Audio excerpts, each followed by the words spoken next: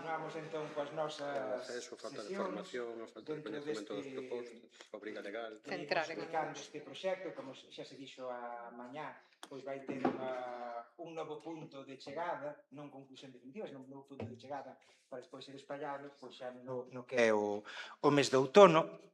E dentro deste manual, desta proposta de boas prácticas para a programación de actividades culturais con perspectiva LGTBI e todas as letras que foren precisas para cernir a diversidade, pois nesta mesa en concreto imos falar da perspectiva, do ángulo da mediación e a xestión cultural. A mediación, unha palabra que eu aprendín tamén nestas semanas e que xa me explicastes o importante que era. Entón, temos para falar disto tres importantísimas voces que ademais tamén desde diferentes perspectivas nos poden achegar a súa perspectiva, non? O seu ollar de moito valor. Por un lado, Solagra, como deputada de Igualdade na Deputación da Coruña, por tanto, alguén con capacidade de xestión política, coas dificultades que existen para iso, non? Mais con capacidade para tirar directamente, para dicir, pois mira, isto ten que existir, isto ten que estar na programación. Alberto de Boiro, como técnico de cultura do Consello de Rianxo, non me lembro agora de que consello en concreto, mas Alberto de Boiro... E como fan de Lucía Aldao, como se pode ver por esta camiseta. Efectivamente, pois a perspectiva de técnico que pode comerlle a orella aos responsables políticos e ás responsables políticas, ás veces con máis ou con menor capacidade, non? De que escoiten. E a xente en general. E a xente en xeral. E Clara Rodríguez Cordeiro, pois un pouco no punto intermedio, non? De ter que falar cos dous lados, como directora de proxectos de TH Cooperativa. Sei que estou resumindo uns currículos que, en todo caso, darían para moito máis nos tres casos. Mas tamén quería comentar estas tres funcións en concreto porque permítenos observar esas tres perspectivas. Imos falar así de diversos temas. Podemos comezar, por exemplo, falando do tema da transversalidade anual, que é algo que xa apareceu un pouquiño na mesa anterior, o problema de desestacionalizar ou non o orgullo, o bo que teñen as datas, non? Porque cando hai un efeméride, mesmo as persoas que non queren ter un macaco con pois, cuns pratiños, pois están obrigados a telo. Estou facendo un diálogo coa mesa anterior, mas tamén por tanto é unha forza, mas non tanto ten esa parte de ser un acelerador, mas tamén de só é un nicho, se é ou non a única xanela, pensar en todo o ano, en todos os circuitos, ou máis ben priorizar uns, priorizar outros. Non sei aí quen quere comezar. Clara, por exemplo, queres comezar? Dame igual. Eu aí iba a decir un pouco que falamos, ¿no? Mentras se facía como a preparación, que para min, como na miña opinión, as efemérides son necesarias, lamentablemente, pero creo que son interesantes cando son unha oportunidade, pois, precisamente para profundizar, ¿no? Ou ampliar perspectivas, ollares, respecto ao traballo transversal que debería de facerse todo o ano. Entón, cando ao final se empregan simplemente a modo lavado de cara, ¿no? Quedándose como na punta de iceberg sin ningún tipo de profundidade analítica ou de diversidade, interseccionalidade e demais, pois ao final casi terminan, ¿no? Rematan convertíndose nun problema, porque incluso no día a día, desde a práctica privada, che dificulta incluso poder traballar en líneas máis interseccionais e transversais durante todo o ano, ¿no? Porque intentan, pois, levarte as datas específicas. Se é un proxecto de igualdade, pois mellor en torno ao 8 de marzo ou 25N, se o LGTBI, pois en xuño, no? E un pouco así con... Entón, ao final, remátase convertindo nun problema, no? E máis si eso, si nem sequera che deixan como profundizar, porque eu creo que eso, que o traballo básico debería de facerse todo o ano, chegar a todas as idades e nas datas concretas pois, permitir traballar máis en profundidade para seguir mellorando e avanzando nas metas e melloras para todas, non? Ese sería un pouco o punto de opinión. Nada que engadir.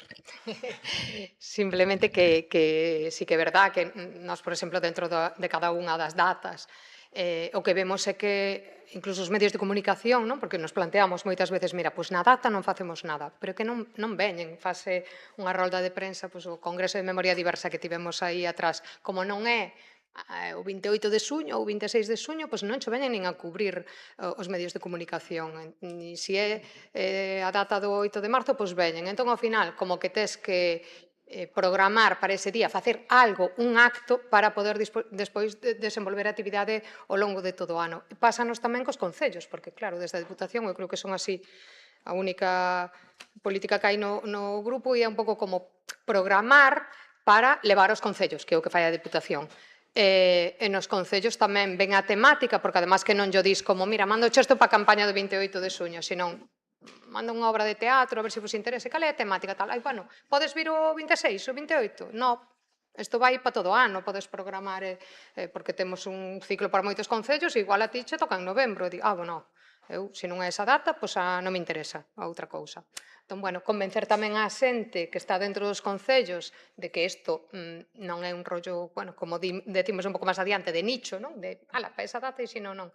Pois é tamén complicado, hai que facer moita pedagogía aí. E dependemos moito dos concellos e da xente que teñamos nos concellos. Entón, así, xa lle paso ao Alberto do Concello de Boiro para que nos diga o difícil que nos concellos. Moitas gracias, Olagra, a palabra. Pois nada, eu creo que esta foi das primeiras cousas tamén que apuntei na primeira xuntanza, e sí que é certo que eu creo que ainda non estamos ni siquiera nese problema, porque ni siquiera todo o mundo celebra o orgullo, ojalá que todo o mundo empezara a celebrar o orgullo, sería o primeiro paso, pero unha vez que chegamos aí, pasa como co 8M, co 25N, como cantas datas, e moitas veces sirve incluso na parte negativa hasta de washing tamén, porque hai concellos que xa como celebraron esa data, poñen a pulserita, poñen a camiseta, non sei que, despois quítana, poñen, como falamos aquel día, poñen o seguinte modelito para a celebración da seguinte data, e iso parece que xa o fixemos, unha vez no ano, e xa o fixemos. Entón, claro, o ideal sería, pois, transversalizar o traballo, ter a perspectiva durante todo o ano e facelo constantemente, pero claro, xa sabemos todos o difícil que son as cousas, cada un fai o que pode no entorno que pode. E xa digo, eu vexolle, en principio, algún perigo deste tipo, porque vexo que suceden estas cousas que se utilizan para lavados de cara moitas veces, e que iso lle cumplimos, xa o fixemos en aquela data, sabes? E a mí me parece incluso a veces perigoso, pero evidentemente hai que celebrar as datas, hai que telas presentes, pero hai que intentar facer a pedagogía para levar a perspectiva do traballo todo o ano. E levado xa algo que falaremos despois respecto de programación ou mediación, ou programación e mediación, levado tamén a un extremo a simple programación, que falaremos despois, de cuestións tamén de nicho ou de temática, tamén un pouco pode caer nese perigo, non? De que programamos simplemente para que a xente... Podemos falar diso. Pois, Podes comezar, se queredes... sí. Sí, digo, porque tamén foi como unha das teimas iniciais destas conversas para a elaboración deste manual, e o que decíamos nós, Roberto creo que tamén o decía ao principio, era no grupo que poñedes programación cultural, por favor, poñedes mediación cultural tamén, porque a programación levada tamén simplemente ao extremo da parte negativa que pudera ter, si a ten, o sea, a simple programación, repite un esquema que é que eu emisor emito e ti receptor público pasivo te tragas o que eu emito, non? Entón, claro, por moi guai que sea o que eu estou emitindo, por moito que eu leve a Lucía Aldao ou a Monte da Pena ou a quen queira levar, ou a Fran Sieira ou a quen queira levar a unha programación, o ideal sería facer mediación durante todo o ano con colectivos, con grupos, ca xente ca que traballas, non para a que traballas, para que estas temáticas e moitas outras e calquer tipo de dereito sea entendido de unha forma transformadora, constante, de ritmo lento, e que vaya calando e que a xente vaya entendendo estas cousas non só como público consumidor, non só como público consumidor de aquel día, onde hai que poñer a pulsera multicolor, non só como público consumidor de unha temática por guai que esta sea, sino porque creo en algo, estou no traballando, como falábamos a mañán, con grupos de señoras, con grupos de adolescentes, con todo tipo de xente ca que traballas. Entón, esta perspectiva que para nós tamén é importante desde o punto de vista dos dereitos culturais, da Comisión de Xestión Cultural, é entender a programación como unha ferramenta de traballo en cultura e non só non caer nos mesmos nas trampas, non? O sea, ser conscientes de que hai que celebrar as datas, pero non caer nas trampas de que só as datas, ser conscientes de que hai que programar, pero non caer na trampa de que só hai que programar, hai que facer moito máis, facer precisamente que as cousas sean transformadoras, cambiar a realidade, non? Que a realidade é injusta e Tanto en desequilibrada. actividades específicas como integrando noutras así... En todas elas, o sea, transversalizando e normalizando esta diversidade como moitas outras. Falábamos agora no xantar que hai moitas outras tamén que ainda están invisibilizadas, as das persoas migrantes, as cuestións de clase, hai toda unha serie de diversidades que non están integradas, non só, xa non se programa para según que personas, se programa con unhas características concretas para unhas características concretas de persoas, moi eurocéntricas e moi centradas tamén no ámbito sexual en un determinado tipo de persoas, sino que xa non só xa non programamos, sino que precisamente tampouco mediamos nin traballamos as temáticas para integrar a todas as persoas, cando todas as persoas, sexa que sexa a súa procedencia, de etnia, de clase, de sexual, a súa identidade, todas as persoas teñen dereito, por lei, a ter acceso á cultura. E iso creo que tamén é un gran tema do que pode falar o manual. Non sei, Sol, se queres... Sin duda, ademais, bueno, encaixa moito así como co lema da área de cultura da Deputación da Coruña, non? Que o da cultura é un dereito. E, claro, a cultura é un dereito e, ademais, é casi como un deber, non? Tamén por parte das institucións públicas de achegarlle a cultura a todos, a todas as persoas, a todos os colectivos, incluso a eses que deixamos moitas veces fora porque e falábamos tamén no xantar, unha cousa é o acceso e outra a accesibilidade, non? E a veces como que parece que se confunden as dúas cousas e o tema é que todas as persoas podan ter acceso á cultura e ademais a cultura non só entendida tamén como unha necesidade fundamental, un dereito de cohesión social, pero tamén como unha ferramenta pedagóxica, non? A cultura non é só programar, é que podamos traballar e aportar valores, coñecementos, visibilización de diferentes identidades e tamén facer como, bueno, ideoloxía, xa que está tan mal visto ahora falar de ideoloxía, que parece que temos que ter neutralidade ideolóxica en todo, pois a cultura tamén ten que ser unha transmisora dunha ideoloxía que defenda os dereitos humanos básicos, e entonces eso hai que traballalo non só con programación, eso é realmente función da cultura e que parece que se esquece moito, non? É como que a cultura é, pois vou sacar unha obra de teatro ou vou facer un concerto, pois non, a cultura é moito máis, non? Sí, claro, non sei se...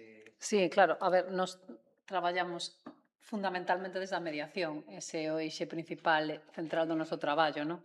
Cando falamos de programación ou de deseño de proxectos, esa mediación é fundamental para nós. Entón, creo que se esquece moitas veces, non? Esta parte dos dereitos culturais, de non quedarnos no acceso, que ao final é un dereito decimonónico, non? Que xa poderíamos superar, e que se trata un pouco de garantir a accesibilidade, o acceso, verdad, en todas as capas de diversidade, crear narrativas nas que todos e todas se sintan identificados de alguna maneira, non? E garantir, sobre todo, a participación con axencia, non participación como se fala agora tamén, sino que haxa certa axencia e no proceso creativo, non? Para os creadores e creadoras no sentido de ter liberdade de creación e apoio para a creación, pero tamén no sentido de que calquer persoa, aínda que non sea creadora profesional, pode ser creadora á súa vez. Entón, creo que eso é un traballo que non se pode facer só o día dunha efeméride, non? É algo que necesitas traballar con tempo, que bueno, agora xa me lío con outras cousas, non? Pero como na guía se fala moito, non? Como da necesidade de avaliar, de medir, que son como elementos fundamentais para poder mellorar o noso traballo e mellorar como nos procesos, pero despois os prazos sempre son ridículos, non? E os orzamentos tamén. Ao final está sempre interrelacionado, non? Entón, se tú só te podes limitar a traballar a semana do, non? Que hai veces que pero incluso con temas máis vox populi, no? Dicindo de que hai xente que as letras galegas, non? Se queres traballar as letras galegas, ten que ser todo na semana das letras galegas. Non podes traballar as letras galegas durante todo o ano. E que é imposible realizar cambios transformadores que sexan simbólicos para as persoas participantes de maneira activa no proceso en 2 horas. Eso non ten sentido, é un paripé. Entón, creo que está xenial falar dos dereitos culturais, pero que temos que incidir en que sexan de verdade, non? Ese disfrute dos dereitos. E logo intentar tamén, que creo que sei que é fundamental, que na parte da mediación tamén, non só na programación, aínda que na programación todavía aínda sigue sucedendo, non? Facer un foro de creadoras e mulleres ou no punto LGTBI pois sucede tamén, pero bueno, creo que na programación como que é máis claro, pero que tamén a parte da mediación ten que ser unha mediación formada, coidada e demais, non? E que se intente tamén ter ese cuidado durante todo o ano, non? Porque poño un exemplo tamén así como vinculado ás letras galegas.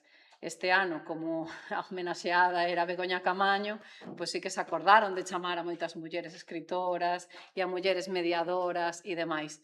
O ano que ven será cus pedriño de abaixo e entonces xa podemos volver á heteronormatividade branca de clase media sin ningún tipo de formación. Entón eu creo que eso que habría que intentar pois que non só cando faz unha mesa LGTBI haya persoas, non? Pois ao final o da interseccionalidade, pois intentar que estén pois as mulleres racializadas ou persoas, non? Que este canta máis diversidade millor para que tamén as narrativas sexan o máis diversas posibles, porque senón o das efemérides ao final é que nos leva a construir un novo estereotipo, o mellor é un estereotipo millor do que existía tradicionalmente, pero sigue sendo un estereotipo do que é o encaixe, non? Perfecto no nicho. Encontrámonos, ti falabas de paripé, falabas de pinkwashing, non? De, por un lado, como certas administracións só fan unha vez ao ano que non fan dano, e temos o perigo tamén de ter saudades, de ter nostalgia do pinkwashing e do paripé. Pois hai administracións, como comenta Sol, que tentades desestacionalizar, que é unha palabra que un verbo que me parece que é moi, e que, no entanto, que menos xanelas de atención. Iso tamén me parece como tamén parece importante todo isto, non? De que agora estamos facendo isto, mas hai as sombras estánse a espallar polo mundo, non? Así que chegar a un punto que nin eso, non? Que hai ese, non sei, digo, penso nos Estados Unidos, non? Que durante anos denunciamos o pinkwashing, e agora din un pouco quen nos dera o pinkwashing, quen nos dera un pouquiño de... En relación tamén con todo isto, antes falabas do acceso e da accesibilidade, non só por temas, en fin, que había que ter en conta moitas situacións. Penso que isto tamén ecoa coa cuestión dos os coidados, os espazos seguros, as políticas de benvinda, a existencia de protocolos, perdón, antidiscriminación, o acompañamento burocrático cando cumpran esta situación, mas despois, claro, todo isto que está moi ben, Clara, comentabas, a falta de orzamentos, a falta de tempo, non sei aí que poderíades comentar sobre esta cuestión, porque supoño que ao final é a parte material e a central. Non sei se vas por aí, pero o acompañamento burocrático a min soame tamén algo que quería dicir.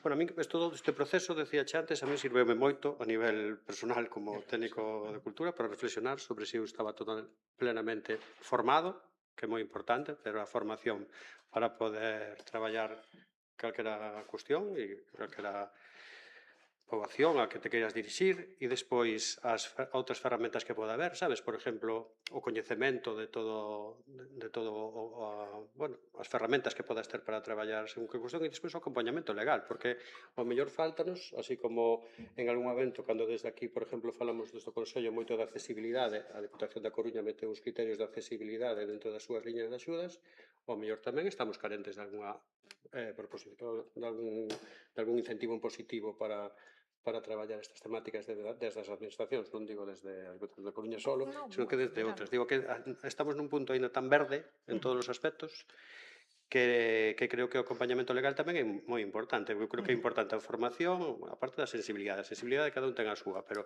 a ti tense que demandar como técnico que teñas unha formación, que teñas un coñecemento do panorama que hai de según que tema e ademais que teñas unhas facilidades legales para fazer cumplir a lei. Quero decir, se a lei di que, según a lei que di que todos somos iguais e que ten que haber todo este tipo de... e que todos temos acceso e todo o dereito de acceso, pois cultura en dereito, non? Tamén haberá que teñer nas liñas de subvencións, por exemplo, determinadas proposicións, o sea, determinados incentivos para que ti podas facer programacións deste tipo, non? Me refiero que o acompañamento legal a min soame a eso e que mellor tamén falta, así como hai outros criterios moi claros, en este tema mellor non os hai.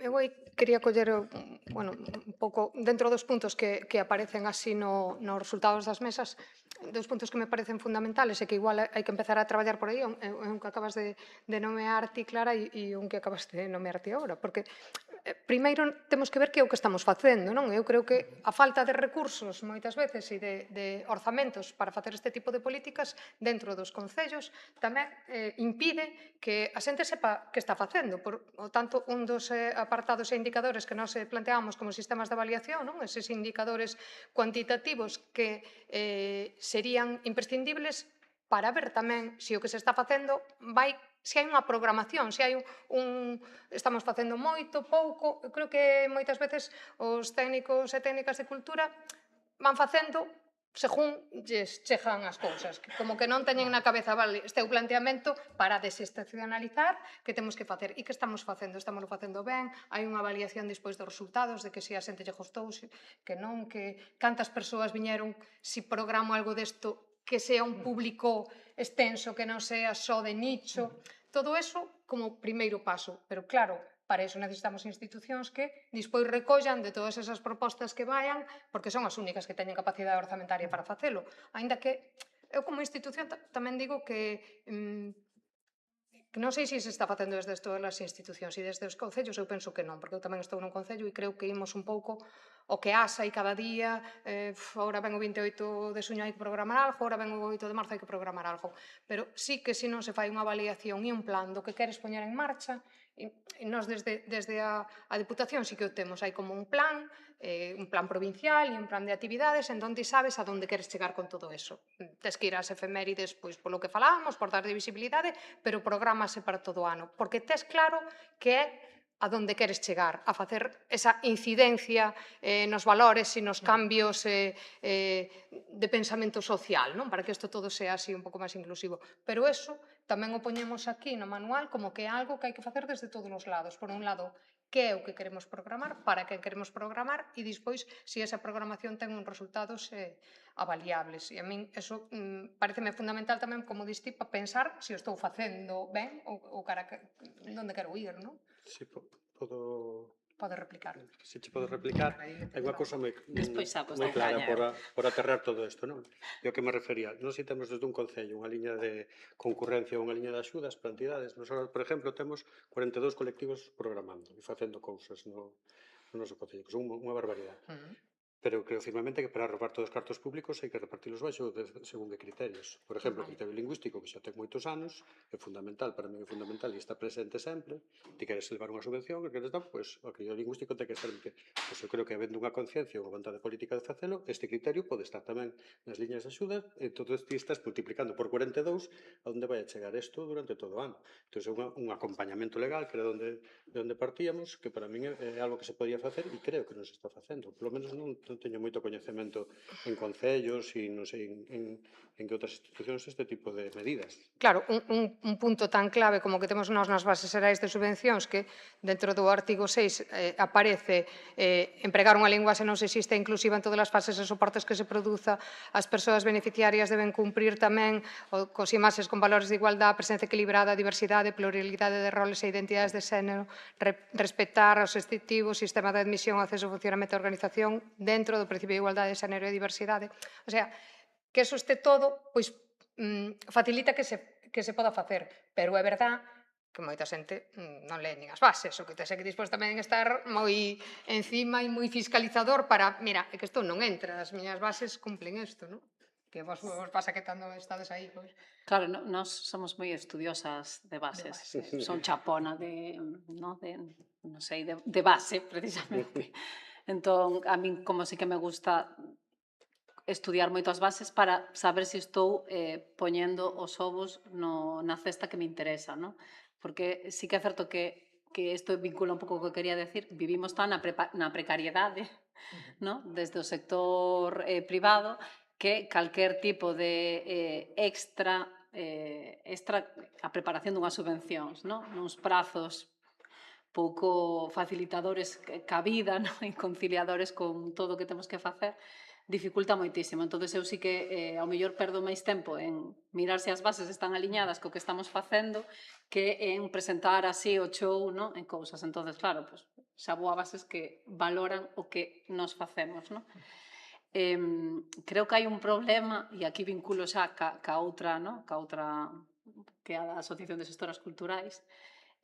Claro, para min é fundamental o traballo de avaliación e o traballo de transferencia do coñecemento, no? Son como as dúas cuestións aí que creo que pecamos moito. Facemos moitísimas cousas no territorio de moitísima calidade e normalmente desde o puro activismo e a precariedade. Entón, poucas veces, cando estás surfeando no día a día, poucas veces hai espazo, tempo e orzamento para poder facer iso da maneira rigurosa e interesante que sería necesario para poder compartir aprendizaxes e non fallar, no? E incluso buscar aliades e intercooperar e demais. Entón, decía da Asociación de Xestoras porque falamos esta temporada de que igual os técnicos da xestión cultural da pública están en peligro de extinción. As mediadoras e mediadores xa nunca existiron, o sea que xa de base xa están, non? Creo que é moi complicado que se poda facer todo este traballo sin traballadores na pública que sí que terían como recursos e o tempo necesario para facelo, non? Porque en cultura, e se hai máis xente do sector privado, sabe ben, estamos limitados polas subvencións e o contrato menor. Entón, é un pouco complicado que dentro dun contrato menor poda entrar un proxecto de mediación cultural que poda atender ás distintas narrativas e sensibilidades e necesidades, capacidades das participantes en prazos, bueno, se son anuais xa é unha locura, normalmente é moito menos o tempo que tes, con ese orzamento, non? Entonces, eu creo que fai falta máis profesionais da pública que podan realmente facer ese traballo da avaliación e transferencia do coñecemento, porque podemos pedir moitas máis cousas nas bases das axudas, non? E claro, vai depender moito das axudas, que isto tamén é o que miro, e canto dan, non? Porque ao final, se te tes que meter en un proceso de paralizar o teu traballo durante unha semana, 15 días, un mes, para presentar unhas axudas en réximen de concorrencia competitiva que che van a dar ou non, que teñen moito máis traballo que a dirección do CEGAC, que, non? A convocatoria da dirección do CEGAC, che van a dar 1.000 euros, non? A aspiración despois, cando ves a resolución de anos anteriores, é 1.000 e 3.000 euros, e tes que facer un proceso de creación artística, programación, con un servicio de mediación, atendendo a accesibilidade universal, e logo meter a proposta de evaluación, é que non dá, é imposible que dá. Entón, xa estamos tan precarizados que non sei se é posible precarizarnos un pouco máis, non? Ese é un pouco o límite. Entón, bueno, sí que creo que necesitamos que as xestoras e as ames mediadoras da pública que non estén en peligro de extinción para que, se temos que seguir limitados ao contrato menor, pois polo menos se poida traballar desde pois un acompañamento, un traballo en equipo, desde distintos sectores, non? Que tamén se poda atender porque ese outro peligro das liñas de axudas, non? De repente sale unha liña de axuda e eu igual non teño nin idea de mediación artística ou de igualdade, pero se é unha cancha de unha posibilidade de traballo e eu necesito traballar, pois xa me candidato tamén a ese proxecto, non?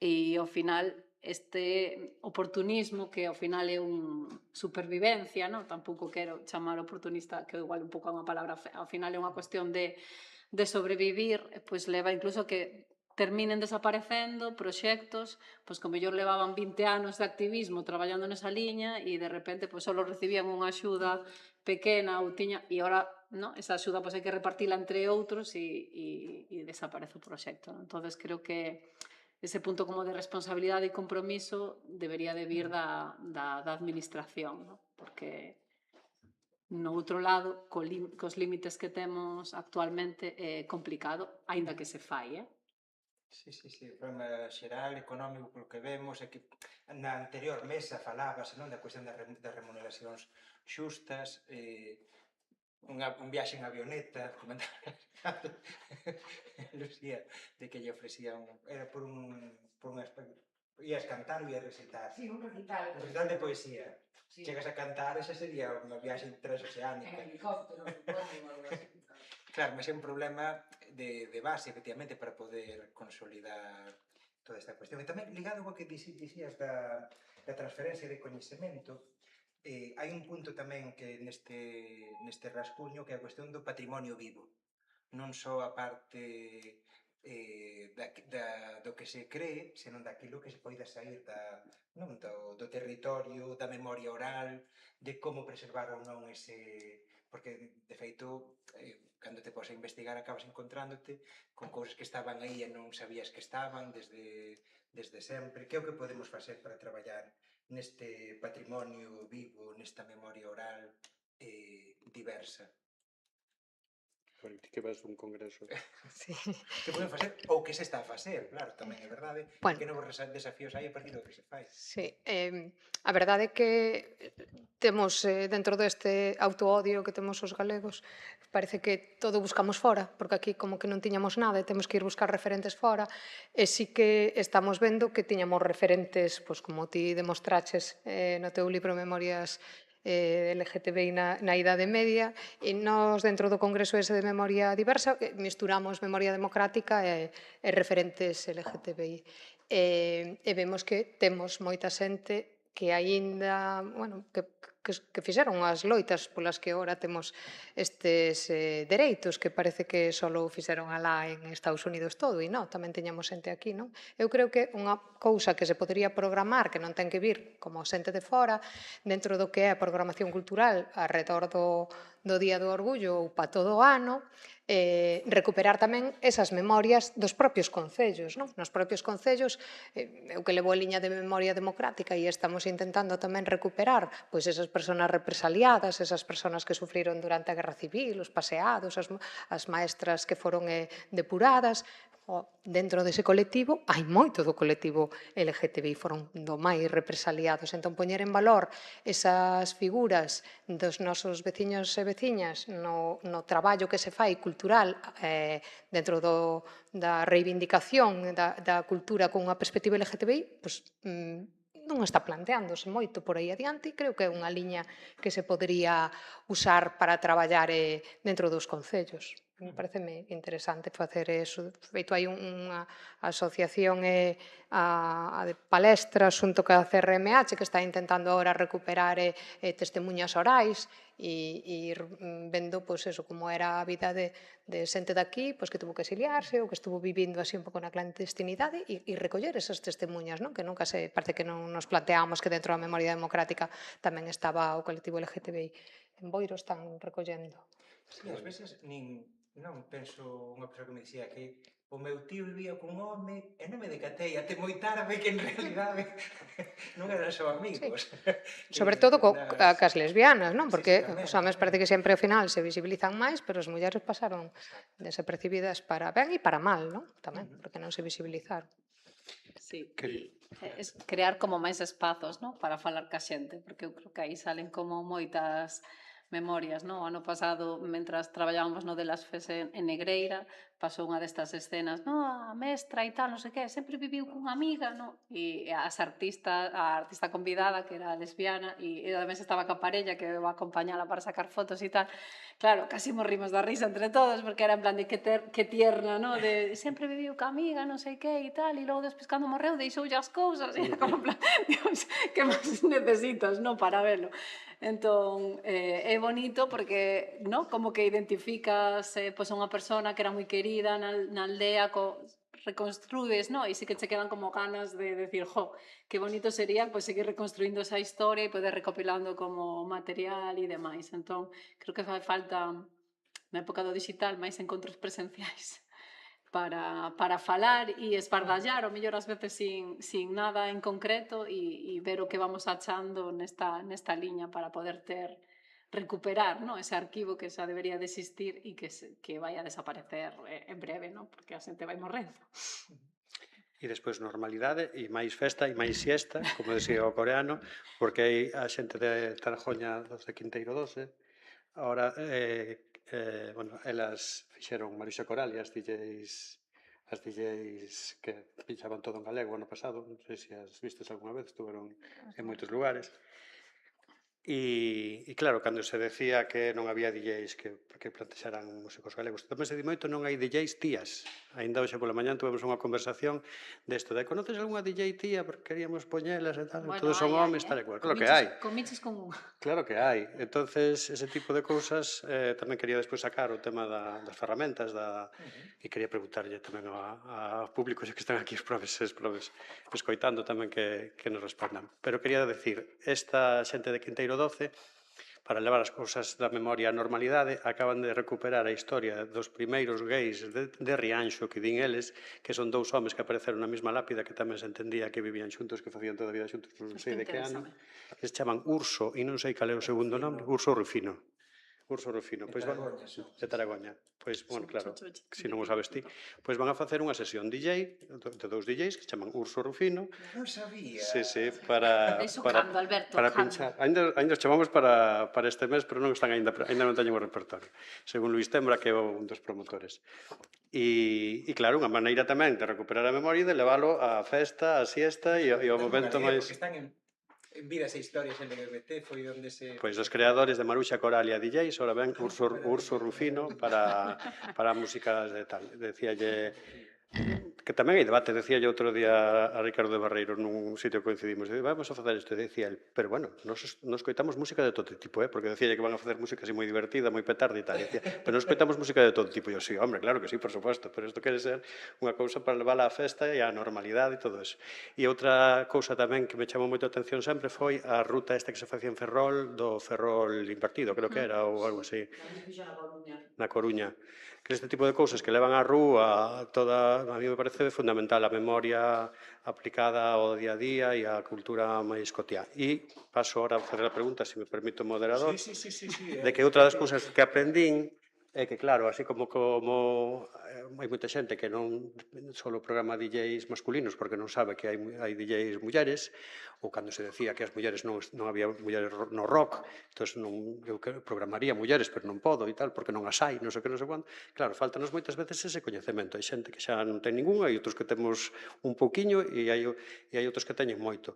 Entonces, non teño dúdas sobre se ten que haber algún tipo de ferramentas que se especifiquen nas feiras, nos catálogos que digan estas temáticas, hainas non as hai, te babelas así etiquetadas ou non, ou onde están esas ferramentas tamén nos para poder botar mandela, digo, os profesionais que facemos... Antes debateuse, non sei se... Lucía, queres comentar? Perdonade, que non estuve na mesa de antes. Falouse, foi a proposta que fixo DJ Chica, Rus, que estaba pensando en formar unha asociación, un colectivo de artistas LGTB, de artistas...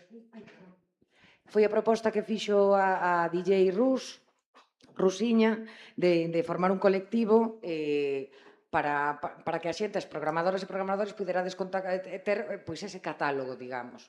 E eu, o que acheguei, o que penso en parte, e que tiña medo de que ese colectivo se convertese en doutrina para a xente adoutrinada, sabes? Para que a peña que xa contemplades certos valores ou certa diversidade na programación e iso, que teñades vos o voso catálogo. E que guai que fixestes iso, xa, pero o resto da peña van seguir dicindo agora parece que hai que ser maricón para que te programen, sabes?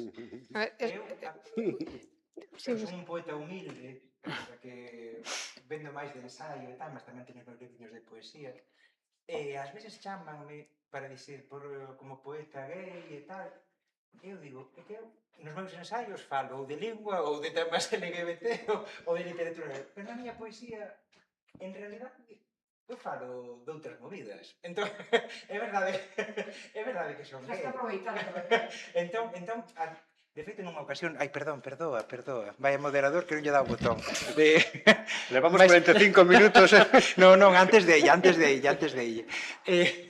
Mas, sí que me divide un pouco. De feito, nunha revista, dixen que ia facer un monográfico sobre xente LGBT e despois outros. E dixen, a mí pómenos outros.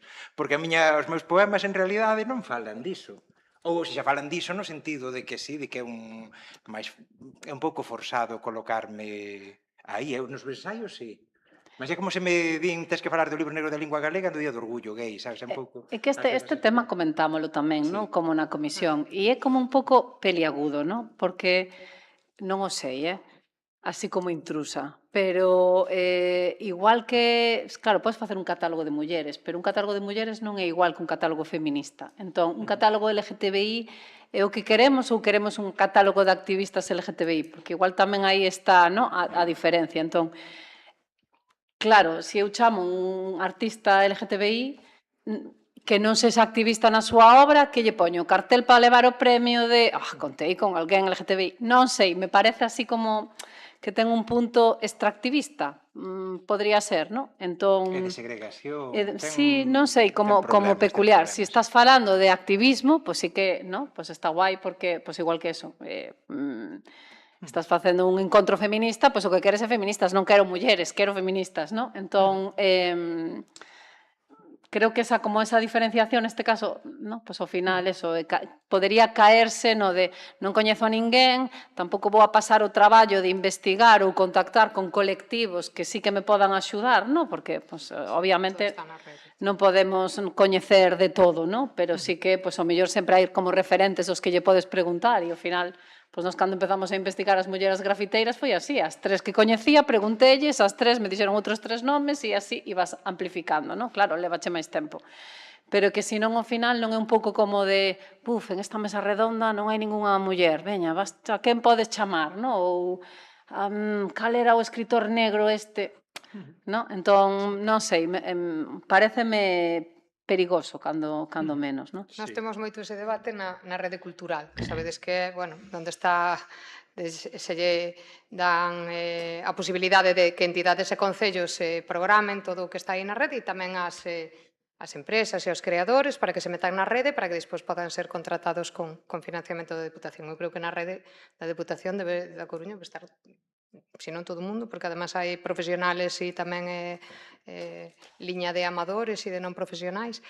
Entón, planteámonos moito eso, como podemos, hai un apartado que é de lingua escea, o sea, só para obras e para creacións culturais que defendan a lingua. E isto que empezou así como, vale, temos ese apartado no que está todo e despois está a lingua escea para que a xente que queira programar cousas ao respecto de lingua e de todo está en galego. O respecto de lingua é como que traballen pola promoción da lingua galega.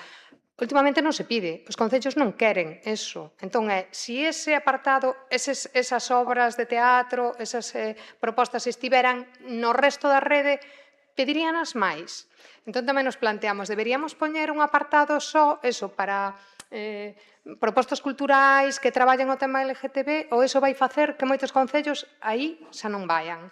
Ou vayan só para programar proxectos en igualdade e que vayan para o 8 de marzo. Sabe, sempre lle estamos dando voltas a que é o millor para que, ao final, os programadores culturais dos concellos cheguen a todas esas propostas. Nós o que sí que temos na rede é que todas as propostas que se poñan teñen que ser en galego, teñen que respetar a igualdade, a diversidade, o sea, que se supón que todo o que está aí vale para todo eso.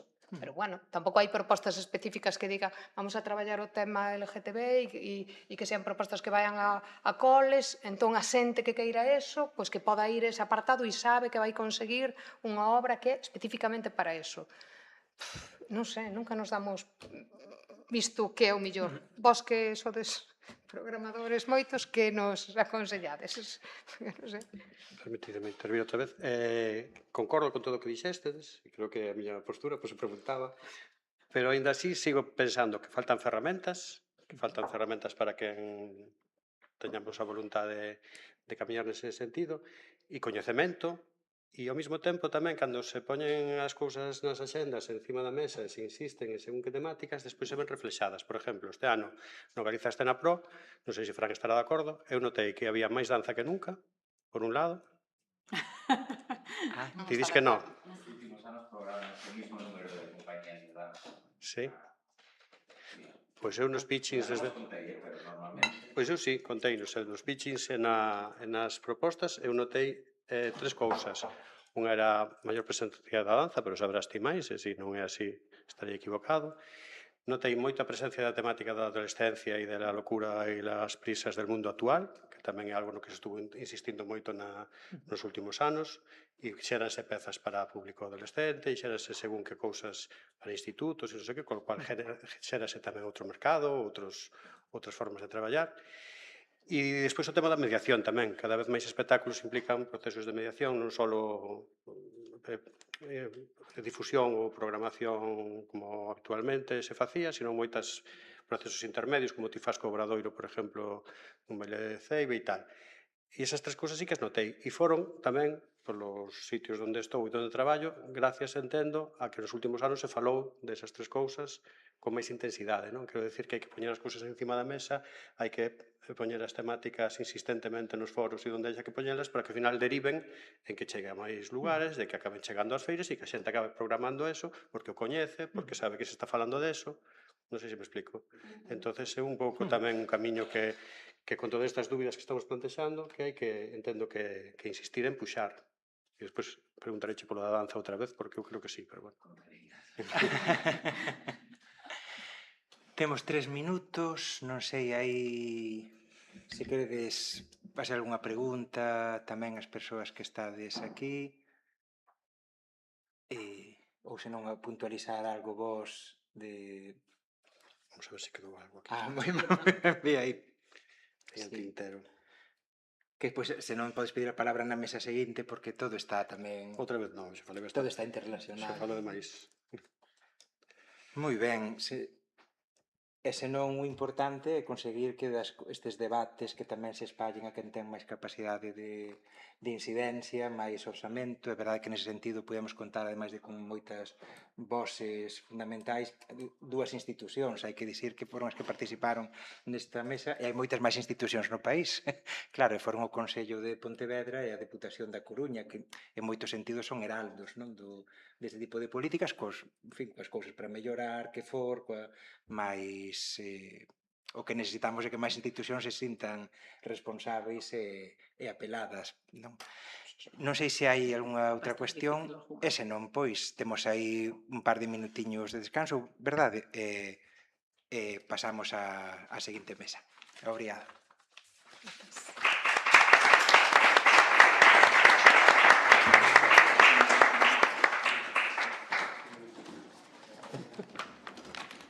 Que vou a sacar unha foto con Lucía. Moi ben, moi ben.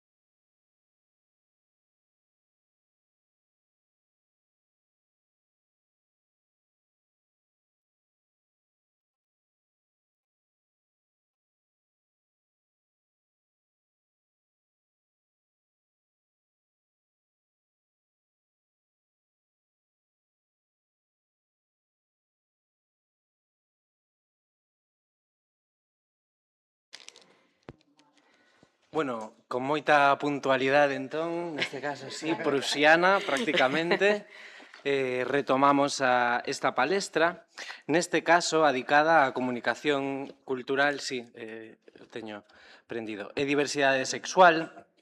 E sí que, pois, gustaríame situar un pouco brevemente de onde ven esta conversa, o que imos facer agora aquí, porque non depende dunha ocorrencia illada, é unha mesa que está artellada, que está pensada precisamente arredor deste proceso máis amplo que foi este informe. Esta mesa de comunicación foi coordinada pois, por Uxía Caride, que está aquí no medio, e por min mesmo, e contou coa participación de moitas máis persoas que as que están aquí presentes, nomeadamente Tamara Montero, Marga Tojo, Miguel Canalejo, Mai Insua, Tamara Novoa, Bárbara Vilariño, Gema Pérez, que está aquí tamén connosco, e Eva Mejuto. Digo así, cos nomes por diante, porque isto non nace dunha abstracción, nin nun debate teórico, ten un anclaxe moi concreto sobre as persoas que traballan directamente no ámbito da comunicación con perfis moi diversos, tanto dende o ámbito do xornalismo como a comunicación en empresas privadas, a comunicación con asociacións, etc. Ben, non imos presentar, polo menos polo de agora, máis adiante afondaremos nesta cuestión, conclusións específicas sobre a mesa, imos articular algunhas das preguntas que apareceron no camiño, principalmente porque o proceso da mesa non foi simplemente recoller respostas a un cuestionario, isto poderíamos telo feito doutro xeito, senón que foi escoitar o que se estaba xogando precisamente nesas tensións, nesas disputas, e cadra podemos recuperar algunhas destas tensións. Que medos, que cansanzos, que intuicións, que desacordos e tamén pois que esperanzas aparecían cando preguntábamos como se comunica a diversidade LGTBI na cultura galega. Dende a miña propia ollada hai algo que é importante neste punto, e que ten que ver con que a comunicación non é só comunicación, é dicir, non é un envoltorio que colocamos ao final cando a cultura xa está feita, no? Cando hai que trasladar e levar algo ao público. Comunicar é tamén producir mundo. Así que decidir que vidas se fan intelixibles nas nosas comunicacións, que corpos aparecen como naturais, que palabras nos permiten recoñecer o que hai no mundo e que se queda fora, forma parte pois tamén do que nos preguntamos aquí. Esta mesa redonda quere ser, sobre todo, unha continuación deste debate, unha maneira de devolver o diálogo e de poder pois comezar a desfiar estes silencios. Así que, bueno, comezo presentando aquí os e as colegas que me acompañan. Gema Pérez é directora de arte do colectivo artístico Muller de Seis Ollos, do que é pois unha das súas integrantes fundadoras. E tamén forma parte da plataforma Bollera de Barrio. Xunto coas súas compañeiras ten impulsado proxectos que van dende o deseño, a publicidade, a creación visual e que exploran a identidade, a memoria, a creación colectiva dende unha mirada disidente, feminista e queer que ademais está moi vinculada co territorio. O seu traballo conecta a comunicación cultural coa imaxe pública da diversidade, coa capacidade de xerar referentes, de facer preguntas por como se representa aquilo que durante moito tempo quedou fora dos relatos maioritarios. Pois ten colaborado con proxectos e entidades como o Festival Agroqueer, Nos Mesmas, Vacaburra, o Concello e a Deputación da Coruña tamén, Universidade Rei Juan Carlos, Prendidísima Podcast, algúns deles colegas que estiveron por aquí tamén noutras palestras e noutros procesos. Uxía Caride é xestora cultural e xerente da Asociación Galega de Produtoras Independentes, entidade que representa máis de 50 empresas do sector audiovisual galego. Bueno, ten unha amplísima traxectoria que pasa pola distribución cinematográfica, a coordinación de festivais, a xestión profesional de sector audiovisual e tamén pola docencia universitaria. Dende o 2024 forma parte da Comisión Técnica de Xestión e Políticas Culturais desta casa e foi tamén co-coordinadora pois, desta mesa de comunicación, como xa dixen. A súa presenza aquí é especialmente valiosa porque permite conectar a conversa co tecido profesional da produción cultural e audiovisual e tamén coas condicións reais nas que se programa e se comunica a cultura. E xa por último, Roberto Pascual é dramaturgo, docente, investigador, é vicedirector da Escola Superior de Arte Dramática de Galicia, onde recentemente impulsou o colectivo queer desta casa. Foi director da Mostra Internacional de Teatro de Ribadavia durante 16 anos, tamén forma parte desta Comisión de Xestión e Políticas Culturais do Consello da Cultura Galega, é doutor en estudos de literatura, en fin, que estou así como un pouco agobiado con xente con tan bons coñecementos e que sabe tantas cousas. Así que, bueno, arrancamos, se vos parece. A primeira pregunta que teño aquí para lanzar ten que ver con que entendemos por comunicación social e cultural con perspectiva LGTBI. Pois ao longo da xornada de hoxe saiu, por exemplo, se falamos da orientación á identidade sexual das persoas que producen cultura, se falamos das temáticas da obra, así que, se cadran, non todas, non todos, non todes pensamos no mesmo. Para algunhas pode ter que ver coa linguaxe, para outras coa representación, coa memoria, coa produción, cos públicos tamén. Dende os lugares concretos dende os que traballades, como articulades esta cuestión? Que significa para vos comunicar con perspectiva LGTBI, queer, etcétera? Empezamos por aquí. Cando queirades, quen queira, sí. Ui, que se me des, porque tengo aquí as miñas notiñas para non perderme. Bueno, eu falo no meu nome, pero sempre dende o meu colectivo Mulleres Seis Ollos, que somos moitas, non? A ver, poñendo en contexto, eu que veño dun mundo da comunicación, do deseño gráfico publicitario, etc., dende fai máis ou menos 20 anos, claro, para min é unha ferramenta activista poder facer comunicación con perspectiva LGTB, porque necesitamos comunicar novas imaxes e imaginarios, moitísimos referentes visuais que non existían ata o momento, non? Eu que levo traballando todos estes anos, que tocoume vivir un proceso de invisibilidade e empezar a visibilizarse e traballar en sitios onde non había referentes queer ni sequera nas plantillas, nen as persoas coas que tiña que traballar, que incluso había invisibilidade da propia identidade, ainda que se está dende o creativo. Entón, para min, principalmente, é unha ferramenta totalmente activista, a de crear imaxes e publicidade con trasfondo queer. Bueno, tiña aí preparado o reel porque para poñer en contexto, era aquí onde quedaba ben? Sí. Bueno, é un reel pequeniño dun minuto onde se explica o que facemos en Muller de Seis Ollos. Moitas gracias. Menos nervios, non? Tens que dar exemplo.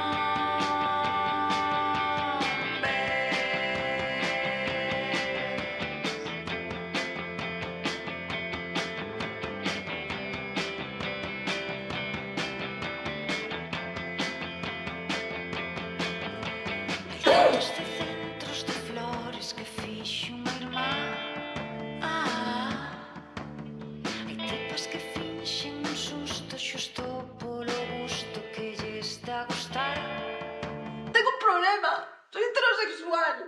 Ay.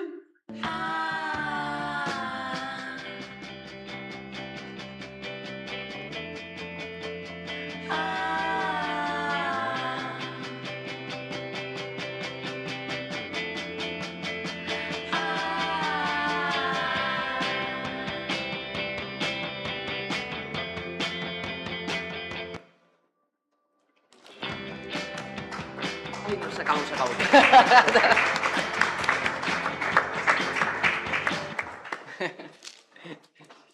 Nada, eu só quería ensinar isto para que se entendese un pouquiño como representamos as imaxes e realmente, bueno, se podedes ver por todo o que se entende casi toda autoxestión, aínda que as algún loguiño por aí do Concello en algún momento, pero, bueno, era un poquinho eso, que nos utilizamos a comunicación LTP como ferramenta activista. Non sei, creo que ben, non? Para deixar espacio. Sí, claro. Bueno, moitas grazas o primeiro por convidarme a esta mesa, da que me sinto, teño que dicir, un pouco fora do meu ámbito de, digamos, de traballo habitual, que é o audiovisual, e isto é bastante máis tematizado, e eu nem sequera son do colectivo, co cal estou aquí un pouco fora do meu lugar de confort, e vou intentar achegar unha visión que polo menos sexa interesante, o que na medida do posible, non? Moi interesante o que comentaba Gemma, porque de alguma maneira para min a comunicación LGTB ten que ver primeiro coa toma de conciencia de que se quere facer unha comunicación con un propósito, non? E nese sentido, penso que o audiovisual é unha ferramenta moi poderosa, porque permite construir referentes e xenerar, pois, de alguma maneira, novas identidades e, sobre todo, de alguma maneira establecer de forma natural, sempre se dice, no, que a imaxe chega antes que a palabra, pois establecer de forma natural pois novas identidades, novas maneiras de ver, no? E bueno, con este reel que mostrou ela, vese un pouco eso, no? Porque ao final era audiovisual o que estaba sustentando todas as ideas, no? E, bueno, despois entraremos a falar de por que non hai máis diversidade no audiovisual, que ten que ver tamén co proceso de traballo, cos modelos productivos que moitas veces son pois moi estandarizados, ten que ver tamén cas propias narrativas nos puntos, no? Cando tú intentas armar unha financiación, tes unha serie de, bueno, de limitacións e de capacidades á hora de crear que veñen limitadas moitas veces pola parte orzamentaria, no? Que de alguma maneira funciona tamén como un corretor narrativo, vamos a decirlo así, por non decir outra cousa. Entón, eu creo que sí que fai falta primeiro tomar conciencia e despois, bueno, traballar en procesos de mediación, como falaban os compañeros antes, nos que as persoas tamén teñan voz e non só sexan receptoras e por aí poderemos empezar a construir, eu creo que unha comunicación moito máis ampla. Entón, moi boa tarde e moitas grazas por me convidardes a esta mesa de comunicación. Eu estaba na de creación, pero préstame moito estar na comunicación porque dende a xestión cultural eu creo que a comunicación é unha ferramenta de transformación esencial para intervir nos territorios. Antes, Quique, presentábasme como impulsor de algo que eu non impulsei, pero que sí acompaña, non? Eu creo que as palabras importan moito e agora que na xestión cultural se fala do paradigma dos dereitos culturais, hai novas palabras que aínda temos que explicar, popularizar, programa a actividade dun colectivo que entende que hai unha necesidade de popularizar o coñecemento e da formación en consentimento. Nas escolas de artes este é un tema que preocupa moito dende hai tempo, a cuestión do consentimento, nos procesos de ensino, aprendizaxe, nos procesos de ensaio, cando nos metemos nunha sala. Tamén o colectivo LGBTI tamén ten, pois, ás veces se deron por feito certas cousas que convén revisar, non? Porque o colectivo queer está facendo unhas xornadas moi interesantes que les chaman Formación Queer para Dummies, que non ven serendo outra cousa que popularizar o coñecemento e as problemáticas das novas identidades e tamén as incomodidades ás que se enfrontan alumnes de artes escénicas nun proceso, nunha sala de ensaios, non? Onde algúns exercicios, como que é o meu corpo para min, están sometidos a un escrutinio pois ao mellor que o profesorado non ten ferramentas para actualizar ese tipo de ferramentas técnicas. Entón, eles o que fan é popularizar, compartir, ao final un proceso moi importante é tamén sociabilizar os medos, as dúbidas, tamén as súas propias angustias á hora de crear, non solamente por sinalar temas, senón por un propio comportamento. Eu claro, que vou dicir da comunicación? Se veño do ámbito da semiótica, comunícase dende o inicio, dende que se pensa un proxecto, unha intervención, ata cando acontece e logo despois cando transcende. Non hai proceso de creación se non se pensa un proceso de comunicación. E aí volvo traer a miña admirada, querida, estimada Remedios Zafra, cando no seu último libro, El Informe, fala da banalidade dos procesos culturais ou creativos ou da frivolización. E non sei, e moitas veces, se vou poñer unha anécdota, vou falar do pecado, non do pecador, antes falouse que a programación moitas veces pensa que cumpre, que está ao nivel, que fai o check de compromiso LGBT, pero que se está comunicando é o contrario, todo o contrario, que non lle importa para nada. Porque temos que tomar consciencia que non comunicamos solamente cos actos e cos feitos, senón tamén estamos a comunicar co coidado, cos pequenos detalles deses feitos. E agora vou contar a anécdota e comprenderedes moi ben esta miña reflexión. Eu, como director artístico dun festival, fun convidado a asistir á inauguración dun paso de peóns, dun paso de cebra coa bandeira LGBT. Cando cheguei ali, vin a banalización, tomei consciencia, como calquera outra persoa que repare mínimamente en como estaba organizado o acto, porque non estaba nin pintada de maneira adecuada. É dicir, nin se tomou. Era unha bandeira de colorinchos, para cumprir. E a iso me refiro coa banalización, o facer por facer. E aí estánse comunicando moitas cousas, e eu preguntaríalle ás concelleiras ou ás persoas responsables ou aos técnicos, as técnicas que responsables dese acto, se era importante facelo acto por facelo, ou se máis importante é que pensemos as cousas que facemos, para que as facemos, para quen as facemos, e que resultados queremos obter. Se queremos ter un paso de peóns bonito para sair na foto, pero é que nos pode sair o tiro pola culata, falando en Román Paladino, non? Como foi este caso. Por iso, bueno, así de maneira introductoria, a comunicación é un feito moi importante e, como di Helen Baños Smith, se un programa cultural non ten unha idea moi clara dos cambios que pretende lograr, resulta moito máis difícil medir se realmente está a marcar unha diferenza ou non. E podemos preguntar neste ámbito pois, se a programación LGBT do ámbito institucional moitas veces ten un programa, como moi ben explicaba Sol, non? A onde quere chegar, cal é o propósito, cales son os obxectivos, e onde quere intervir para modificar. Moitas grazas, creo que temos xa o escenario perfecto, abrindo moitos temas pois moi suxerentes, retomando a idea da comunicación como a posibilidade de crear imaginarios.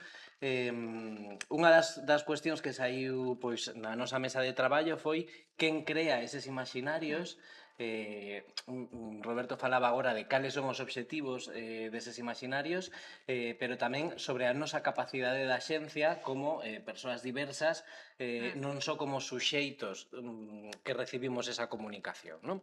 Así que, bueno, pois vos plantexo esta pregunta: como se recoñece ou como podemos recoñecer na práctica, que tips podemos poñer en circulación?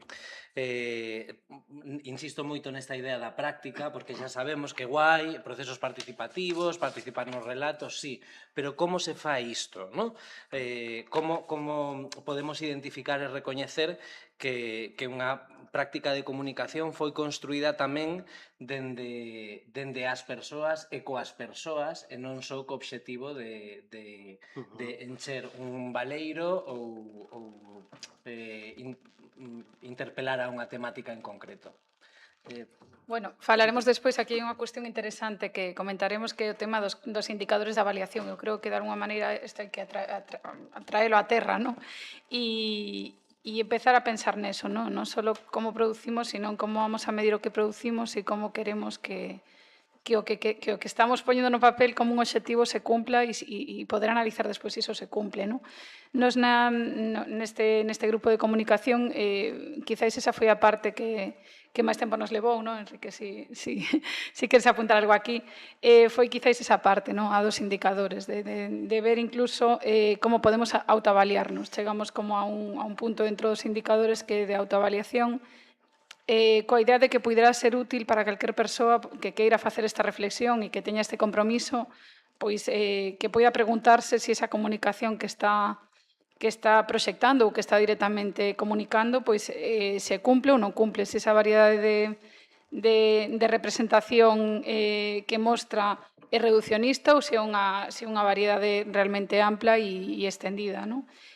Bueno, tocamos varios puntos, o enfoque narrativo, a representación, tamén esta parte que decía Enrique da xencia, da participación e de como aí se conecta, digamos, a parte máis institucional que a parte privada, non? E como esa converxencia, ás veces, ese equilibrio non é de todo fácil de manter, non? Nin de soster no tempo, pero creo que é importante isto, poñer na mesa que hai que buscar a maneira de medir os impactos, non dendo cuantitativo, pero sí dendo cualitativo. Creo que sí que é importante, que teñamos conciencia e que de alguma maneira traballemos na idea de poder pensar as cousas antes de facelas. Eu, a verdad, facendo referencia xusto ao paso de peatóns, teño que dicir que en Coruña son os cubos de basura, onde están as bandeiras LGTB. Entonces, eso é un tema moi que falamos, non? Entre as colegas, non? Os grupos, bueno, íntimos queeres, non? En plan de, bueno, este ano, pues, tocounos ao cubo de basura, e tal, que tal? Entón, bueno, quen realmente está decidindo estas cousas? O sea, alguén está pensando realmente cunha realidade queer aí detrás? Esperemos que sí, pero hai todavía moitos fallos, hai moitas cosas que cubrir, e claro, como se recoñece? Bueno, pois con esos vacíos de profundidade, non? Creo que o tema queer é moi complexo, leva moitos anos... leva moitos anos a clandestinidade cocéndose, e agora ten que sair, pero a borbotones, pero, claro, aquí nos deixan sair aos pouquiños, que tamén se entende, tamén hai miles de filtros, agora escoitando pois a parte institucional, pública de concellos, que eu pois non teño tampouco a sorte de ter contacto directo, tamén falaba desde unhas cousas que se entenden, non? Que a mí achegáronme, non? Porque eu viña un pouco cañera, Viña un pouco cañera porque tocoume a parte autoxestionada e despois que intereses polo que fas, pero con moitísimas limitacións, con moitísimos filtros. Entonces dis, bueno, pois entonces eu para facer certos vacíos, de contido cultural, pois para poñer, digo onde hai imaxe, vale? Imaxe, creación de imaxe, de comunicación de publicidade, representación queer na imaxe, non? Bueno, pois eu ás veces tiven que decir que non a traballos simplemente por activismo, por ideoloxía, por moitas cousas, non? Entonces, pois, bueno, a pregunta é onde está o verdadeiro queer aí traballando detrás e, como dicíamos, creo que no coloquio dicíamos onde está a confianza no sector profesionalizado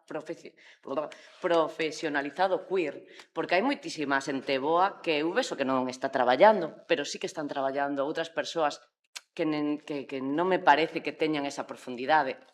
Perdón que a miña opinión dende... Retomo con isto precisamente para ser como un pouco incisivo, quen ten autoridade, non? Aquí ao final parece que hai unha disputa de quen ten autoridade para falar dende aquí ou disto ou para artellar algo dende este lugar. Escapar precisamente do macaco cos platillos que falábamos antes, non? Bueno, Interesante. sí, é moi interesante isto. Quen ten autoridade ou como conceder autoridade? Eu, con esta pregunta, recordo a un dos artistas, dos últimos artistas co que traballei na dirección artística da MIT de Ribadavia, que é Alberto Velasco, e o seu espectáculo Mover Montañas. Alberto Velasco é bailarín, é actor, é activista queer, e fai unha reflexión neste seu último espectáculo, Mover Montañas, que di: eu non entendo a transmisión da tradición sen evolución.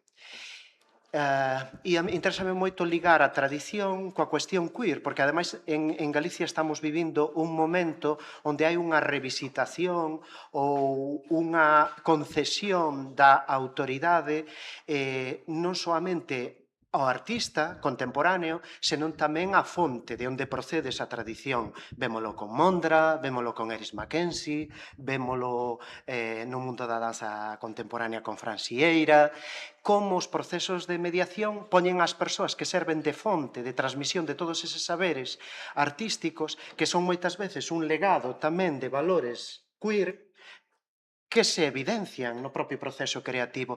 E no ámbito da transmisión de saberes, no ámbito artístico, non é soamente transmitir técnicas, sabedorías, faceres, é transmitir valores. E nesa transmisión deses valores tamén está asociada a cuestión queer. E non é unha cuestión de moda. É dicir, que agora vexamos estes espectáculos que tratan, que actualizan ou hibridan cuestións contemporáneas coa tradición e co folclore, como fai Alberto Velasco, que utiliza a tradición para falar da gordofobia, ou que utiliza a tradición para falar de violencia LGBT, non o fai como un proceso de terapia ou oportunismo, faino como un proceso consciente de popularización do saber e tamén de consciencia de onde procede ese saber e de dignidade de poñer en valor a eses saberes, esa autoridade da cultura popular. Non sei se me expliquei. Sí, sí. Cando falamos de comunicación con perspectiva LGTBI, parece que todo cae no mesmo saco, ¿no? Pero sí que é certo que hai formas de diversidade que entran pois con moita máis facilidade no marco institucional, principalmente no marco institucional, pois porque resultan máis lexibles, son máis cómodas, máis amables, se cadra incluso pois son máis compatibles coas propias expectativas que o público da cultura, no? que a xente que consume cultura agarda no? Cando falamos dun espectáculo LGBTI. Así que a pregunta neste caso ten que ver cunha reflexión que queda fora cando a comunicación busca ser inclusiva, de que temos dificultade para falar nestos termos, pero tamén que queda fora cando a comunicación intenta ser segura, cando a comunicación intenta ser branca, ¿no? Elegante ou pouco conflictiva. Que corpos, que formas de vida seguen sendo difíciles de comunicar.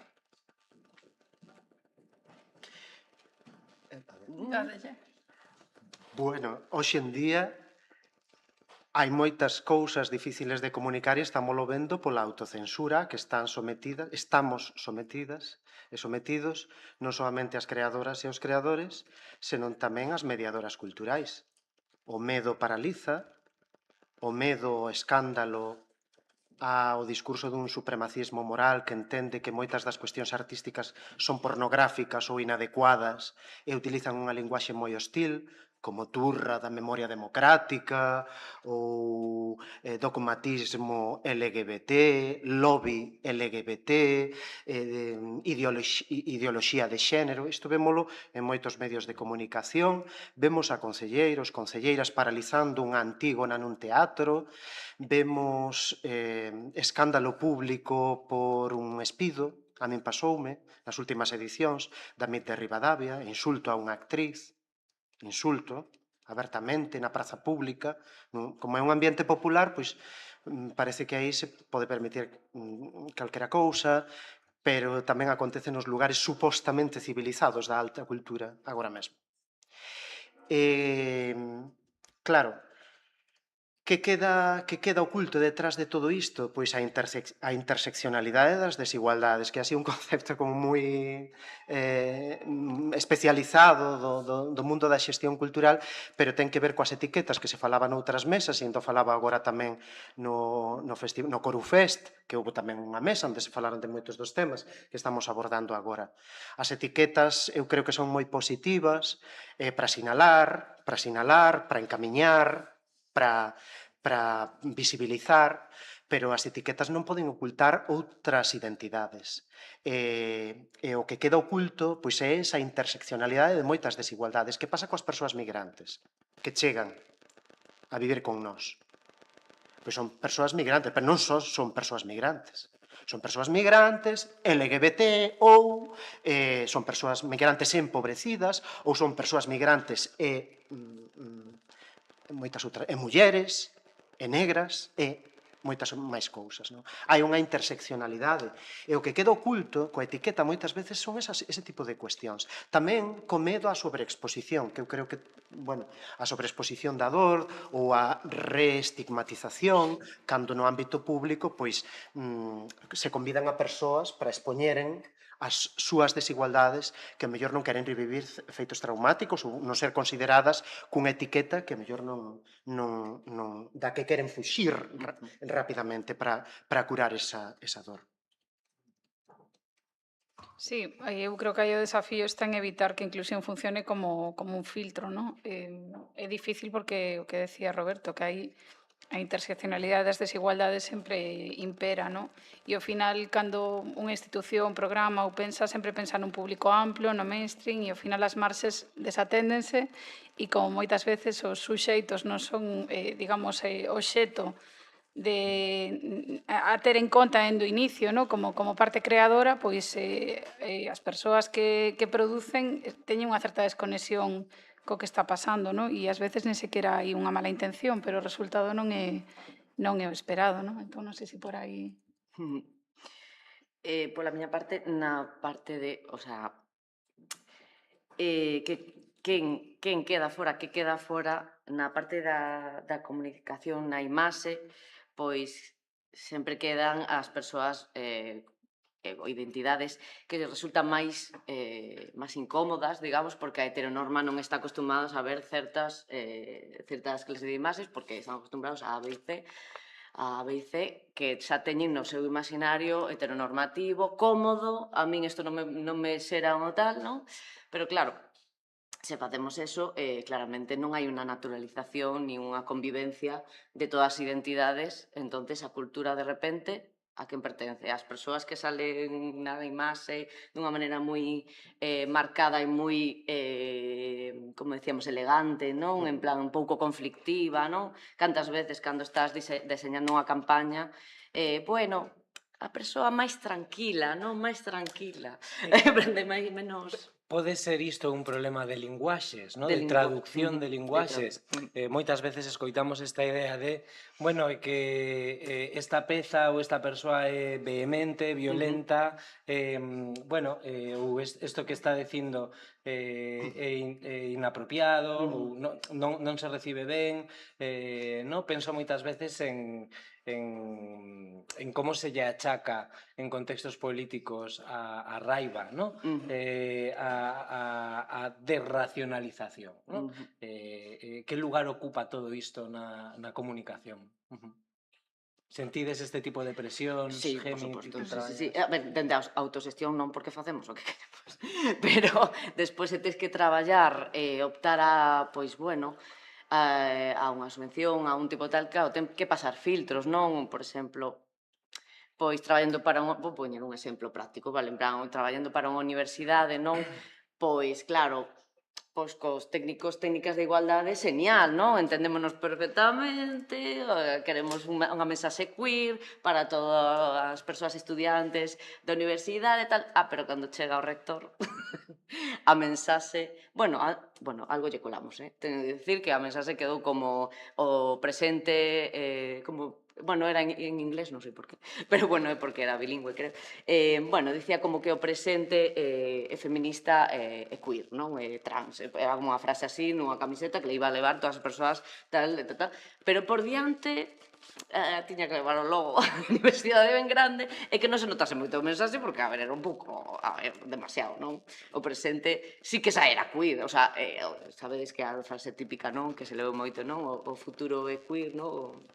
Que era como un lema, pois nese momento xa era o presente. Bueno, pois había que baixarlle 15 marchas a mensaxe, bueno, claro, entonces, bueno, ti intentas facer claramente, sabendo para quen traballas, hombre, porque levamos, jolín, aos profesionais que levamos en isto moitos anos, tamén entendes que hai un target, hai unha mensaxe, que hai que cuidar a mensaxe, como se fala, como se di, como se comunica, ten moitísimas cosas en conta. Pero claro, xa non era eso, xa era, está sendo un poquito incómodo, porque, claro, a parte de arriba de todo non era queer, entonces parecíalle forte.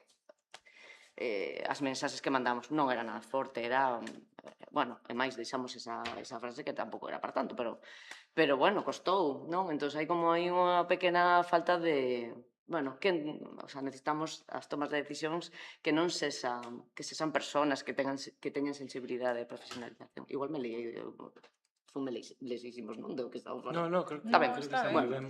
no, era un exemplo práctico, así de... Pero aí en ese exemplo que contas, non sei se tería que ver ou non, pero igual máis formación para que a xente entenda. Máis formación, Eu creo que sí totalmente. que sería interesante porque... Pero había persoas formadas, esa... Sí, claro, pero se non se traspasa... claro, non chegou a... Claro, perdón, Se a claro, formación sí. non se traspasa, ao final non permea, non? Sí. Que é un pouco a cousa, non? A min eso sí que me deu pena. A primeira vez que traballaba, non, pois, con persoas que, bueno, xa cando eu vin nesa firma, non, que xa fai anos, non, pero, bueno, que había un departamento de igualdade LGTB e tal, dixen, oi, que maravilla, non? Pero claro, faltan moitas cousas por... Igual o curso este de Roberto. Sí, pois eu creo que sí que lle viña ben o rector este. Xa para rematar, antes de que Uxía, bueno, pois nos presente un pouco algún detalle máis específico das conclusións da nosa mesa de traballo, sí que quería pechar coincidindo ademais con esta idea das presións, neste caso outro tipo de presións que teñen que ver cos tempos curtos, no? Da comunicación, a precariedade dos e das profesionais, levamos falando de precariedade ao longo de toda a xornada, as métricas, o impacto dos algoritmos, como afectan este tipo de condicións materiais de traballo a vosa capacidade de incidencia nas campañas de comunicación, pero tamén ao tipo de relatos que somos capaces de producir sobre a diversidade. Pois a verdade, bueno, as presas sempre son malas, non? Eso creo que vai quedar para sempre. O algoritmo é malísimo tamén, porque hai moitísima presión, todo ten que durar 60 segundos, non? Entonces, como podes chegar á profundidade e complexidade, non? Bueno, se está xerando contido, que, bueno, ahora hai xente que está facendo moito traballo e non se pode botar abaixo, non? Hai moita xente creadora que está facendo moito por a visibilidade. Pero que alimenta a presa o algoritmo destes tempos, non? Pois un gatito queer, vou non dicir así de broma, non? En plan, ver rápido, contido rápido, que non te chegue realmente, non? Estar aí coa mente inquieta, que quere máis, pero que non lle chega. Nós temos probado unha cousa graciosa, non? De currarnos moito un contido nas redes, currarnos pouco, pero facer unha bromiña non sei que. Por suposto, vai funcionar a chorrada. Eso é increíble, non? O sea, dis, aquí estou facendo un guión, non sei que, para falar de isto, daquelo, non sei que. Que non é todos os casos, tamén ten partes boas, por Dios. Pero é verdade que nos está acostumando a consumir, bueno, a nivel capitalista, rápido, venga, lo quero ya, xa está. Entón non te dá tempo a facer contido de calidade, bueno, que falta moito por medio. Bueno, é que é síntoma dos tempos, afecta a todo, non? Hai a precariedade, a velocidade, o ritmo que temos todas na cotidianidade, pois ao final é unha cousa máis, é un factor que influe de forma directa tamén a hora de trasladar esas narrativas máis fondas ou con máis mensaxe, non? Como estaba dicindo ela, que non dá tempo en tan pouco tempo de contar unha complexidade tan ampla e tan diversa, non? Bueno, é un desafío, non teño resposta, vaya a subir a como se arregla isto. Supoño que é unha cuestión tamén de hábito e de que nos vayamos facendo a volver a escoitarnos, non? Que eu sí que noto que aí empeza a haber un movimento contrario a toda esta velocidade e penso que aí hai un camiño, non? Sí, eu estou de acordo, é a verdad que se nota o contraste. A xente está apreciando a lentitude por fin, non? Bueno, creo que hai que chegar á saturación para eso, pero polo menos está. Sí, eu tamén creo que é unha cuestión de hábito, o hábito, sobre todo, que antes Clara falaba, de crear espazos de pensamento tamén nas marxes, crear lugares disidentes de pensamento e de consciencia crítica. É dicir, que a sociedade tome consciencia tamén de cales son os procesos do pinkwashing, non solamente que existe, senón cales son, que intereses están por detrás de todo iso. Por que Amanda Gorman, poeta, activista, sae no mainstream da cultura estadounidense? Que activar un pensamento crítico de por que triunfa Rodrigo Cuevas, pero non triunfa o mellor outro tipo de intervención dende outro ámbito do folclore rural, marica, ese pensamento constante de que vivimos, pois, bueno, nun mundo capitalista que quere apropiarse de algúns movementos que nun momento determinado interesa ter no ámbito institucional. Eu creo que o máis importante de todo é que que se propicie un pensamento crítico, un apoderamento dese pensamento crítico a nivel popular, que cada quen tire as súas propias conclusións, non? De por que iso se é apropiado, por que isto non é apropiado, por que dende determinados ámbitos institucionais algo se cualifica en parlamentos, porque eu escoitei, non é? Escoitei cualificar a unha obra de Paco Becerra como unha obra pornográfica, inspirada na vida de Teresa de Jesús. Por que eso se cualifica de pornográfico, pero mellor porque noutro momento interesa apropiarse dese tipo de discurso queer. Eu creo que crear eses espazos de pensamento, de popularización do coñecemento, bueno, eu sempre o dixen, incluso dixen na tese de doutoramento, que está aquí a miña directora, unha das funcións principais de calquera festival, de calquera espazo cultural, é que ten unha responsabilidade á hora de construir pensamento crítico e comunidades de pensamento crítico, tamén no ámbito queer. Bueno, pois nada máis, moitas grazas. Damos ya agora entón o turno a Uxía, que sí que vai entrar máis en detalle en algúns aspectos e conclusións da nosa mesa de traballo. E deixamos abertas estas reflexións para que, bueno, podamos seguir pensando nelas no futuro. Tú me dices, Piqui, e paso yo. Vale. Si me xiras un pelín, sí. Vale. Nada, este é un resumo moi sintético do que foi o grupo de traballo da parte de comunicación. Aparecen varias ideas, ou casi todas van a ser reiterativas, porque ao final levamos todo o día falando do mesmo, e de alguma maneira son círculos que converxen. A primeira idea e a máis potente e poderosa que apareceu logo deste traballo de análise foi que a comunicación cultural non é neutral e axuda a construir imaginarios sobre diversidade sexual e de xénero. Eso. Aquí había tres tensións que apareceron tamén moi claramente marcadas, que eran esas tres que aparecen aí: visibilidade frente á xencia, representación frente a estereotipo e inclusión simbólica fronte á transformación real. Bueno, esta dicotomía, pois, de alguma maneira, foi a que marcou todo o tempo a análise en canto a que supuña nesta dicotomía o termo de comunicación de forma real, non? Na primeira visibilidade frente á xencia, pois a primeira idea era esa, que aparecer nos medios non garante ter voz propia, a visibilidade sen a xencia reproduce estruturas de poder existentes e dai a necesidade de que as narrativas emerxan dentro de outros lugares, esa mediación real na que os protagonistas tamén teñan unha voz, que ten que ver ca segunda cuestión, que é a representación frente ao estereotipo, que a diversidade solo mostrada sen maior fondura, pois pode reforzar estereotipos que non se cuestionen no relato, non? Por eso que a representación require de fondura e de contexto. E despois, a última cuestión sería a inclusión simbólica, porque incluir simbólicamente non transforma estruturas e o cambio real exixe participación, decisión e continuidade. Esta idea de novo da participación como fonte primaria, digamos, deste coñecemento que se xere. Das o seguinte, sí.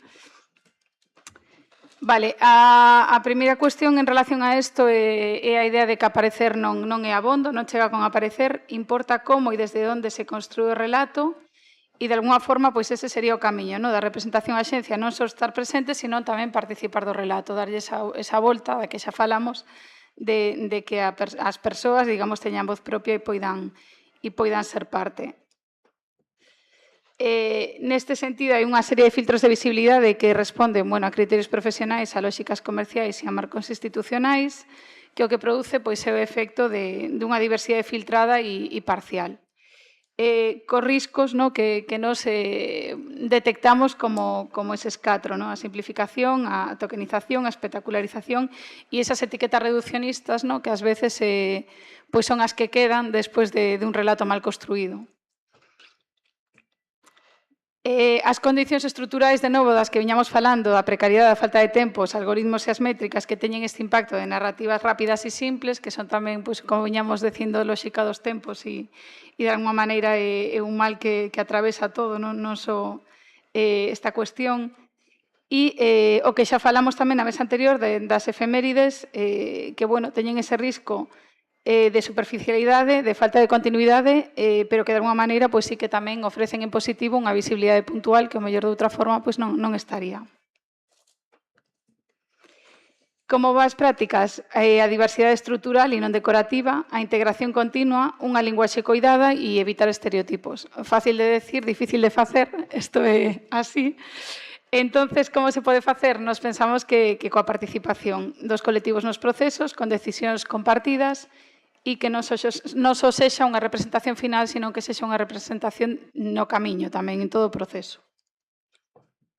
E aquí viría a cuestión dos indicadores dos que un pouco falamos antes, que despois poderedes ver cando se termine o traballo, digamos, de compendio destas 3 mesas, un pouco máis en detalle, porque o que fixemos foi dividilo tamén en cuestionamentos que cada un deles despois está desglosado, digamos, en outros ítems, e entre eles está o da autoavaliación que permite, de alguma maneira, tomar conciencia dende cada un dos puntos.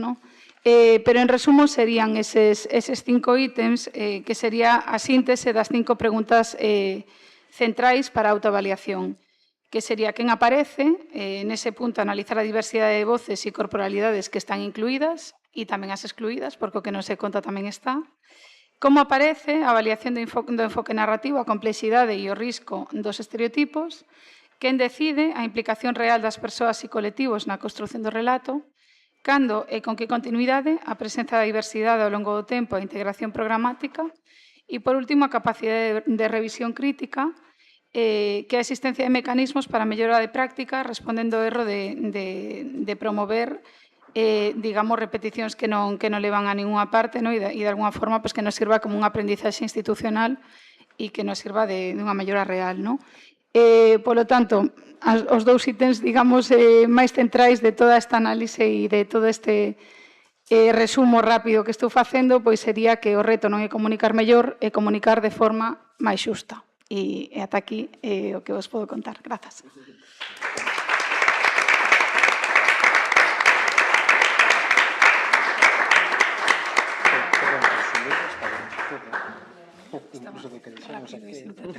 Temos aínda 10 minutiños para abrir unha quenda de preguntas. Mira, fomos, ademais, axustándonos, feten, fabuloso.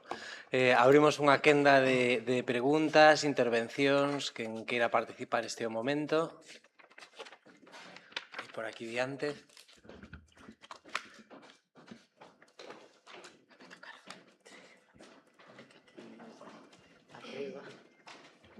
Bueno, moitas gracias, foi moi interesante, ademais, coñecer propostas que eu non coñecía. E ao respecto así de algunhas cousas que falaches, ibanme surdindo así, bueno, dudas e tamén reflexións, non? Eu, de algo que comentaba agora Gemma sobre o tema de comunicación e as institucións que che paran porque tampouco teñen formación e ao final queren unha cousa, pero tampouco que non des moito a caña e esas cousas. Eu tamén, eu vexo a veces ao revés. Eu creo que hai tamén desde os programadores a veces moita autocensura, como que fanche unha proposta para unha institución, pero como se imaginan, Dios, unha institución, vanme censurar todo, o sea, se quedan tan abaixo que tens que dicir, mira, isto podíamos contar calquera, o sea, dalle un poquito de tal para que teña impacto, sabes? Eu tamén me atopei eso, como que temos moito medo de que non nos programen ou decir algo que despois vai a traer polémica, incluso desde os mesmos programadores hai como unha autocensura previa. A veces sorpréndese que ao revés, non? Que igual desde as institucións necesitamos que teña impacto, que eso xere comentarios, que a xente fale desto, non? Entón sí que buscamos a veces e a veces non é difícil atopar xente que queira dar ese paso a crear unha imaxe ou un contido que sexa un pouquiño máis impactante, que non sea unha campaña que pase por pasar, sino que chegue, non? Tamén me parece a veces que temos como esa idea de que programar LGTB ten que ser normalizar, pero desde a comodidade. A ver se me explico. Netflix. Temos moito impacto, en todas as series hai alguén gay, alguén lesbiana, pero son ese prototipo. O sea, eu tampouco vexo nin nas mesas, nin nas propostas por aí que se fan xente, pois, gays con pluma. Non, igual son incómodos, necesitamos tíos blancos, cachas que van ao gimnasio, non sei que. Ou lesbianas con, non sei, apariencia camionera. Non, porque as lesbianas agora todas son con eses pelazos, guapas, rubias, non sei canto. E moi poucas persoas trans. Non se ven, non están nos sitios. Entón, ao mesmo tempo, a xente que programa cousas con contido LGTB tamén se autocensura e volve a reproducir eses mesmos estereotipos de soft. Somos aquí, pero non tanto, non? E despois, ao respecto do que se falaba de que hai que ir menos rápido, de que hai que facer cousas con máis tempo, non hai programas rápidos, hai que ter impacto no territorio.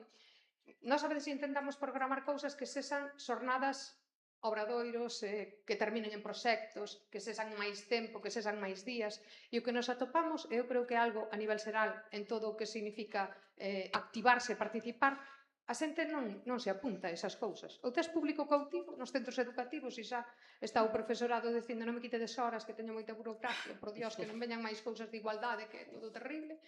Ou non atopa xente que che veña 3 días nunha semana para facermos un obradoiro para traballar non sei que. É moi complicado. Vese en todo. A xente tamén consume rápido, está desde o sofá dándolle like a cousas, pero non se animan a participar nas propostas que faz. É complicado montar cousas máis lentas, máis de profundidade. Despois tamén quería decir que como institución, non poñerei como institución, a veces tamén nos atopamos con que programamos cousas, hai que entender que as institucións financian cousas. Nós temos recibido moitas críticas dentro de cousas que nós mesmos programamos, que é moi fácil o discurso xeralizado, que tamén se está poñendo moito de moda e forma parte dunha ideoloxía que non nos convén nada, que é de todos son iguales. Estades aquí e estades por estar, porque a xente programas algo, memoria diversa. Temos aquí a todos os colectivos, a todas as asociacións a tal, e de repente, eso, alguén que ven falar ali e ven a decir que todas as institucións son iguales e que os políticos tal, e dixo, oye, tío, que podía meter os cartos aquí como podía metelos en facer o son do camiño. O sea, creo que tamén hai que apoiar un pouco desde os programadores e desde as mesmas propostas escénicas, pois realmente a xente que te está contratando, que parece que é máis fácil criticar o que che dá a oportunidade de coller o micro que o que non che dá. Entón, pois sí, tiña que dicilo. Non sei, que eu creo que eso que tamén temos que miralo en conxunto, non? A mí gusta moito traballar coas asociacións do territorio, porque son realmente as que saben, as que están no territorio, as que saben a quen hai que chamar, porque claro, desde arriba ti tes unha idea, pero se non contas coa xente que está metida na programación, por exemplo, eu son psicóloga e traballo no CIN, e a Xunta decideu que tiñamos que atendelo todo, atender violencia de xénero, mulleres maltratadas, e se ven a gen con problemas de identidade de xénero tamén, e se ven a gen con dudas de orientación sexual tamén. Digo, no, é que non todo o mundo temos formación para todo, temos que ir a xente que ten formación específica, que traballa co colectivo, que forma parte do colectivo, para poder programar. Eu creo que iso é fundamental desde as institucións e tamén desde as institucións máis pequenas e máis achegadas ao territorio como son os concellos, pero tamén desde os programadores. Se nos solto máis.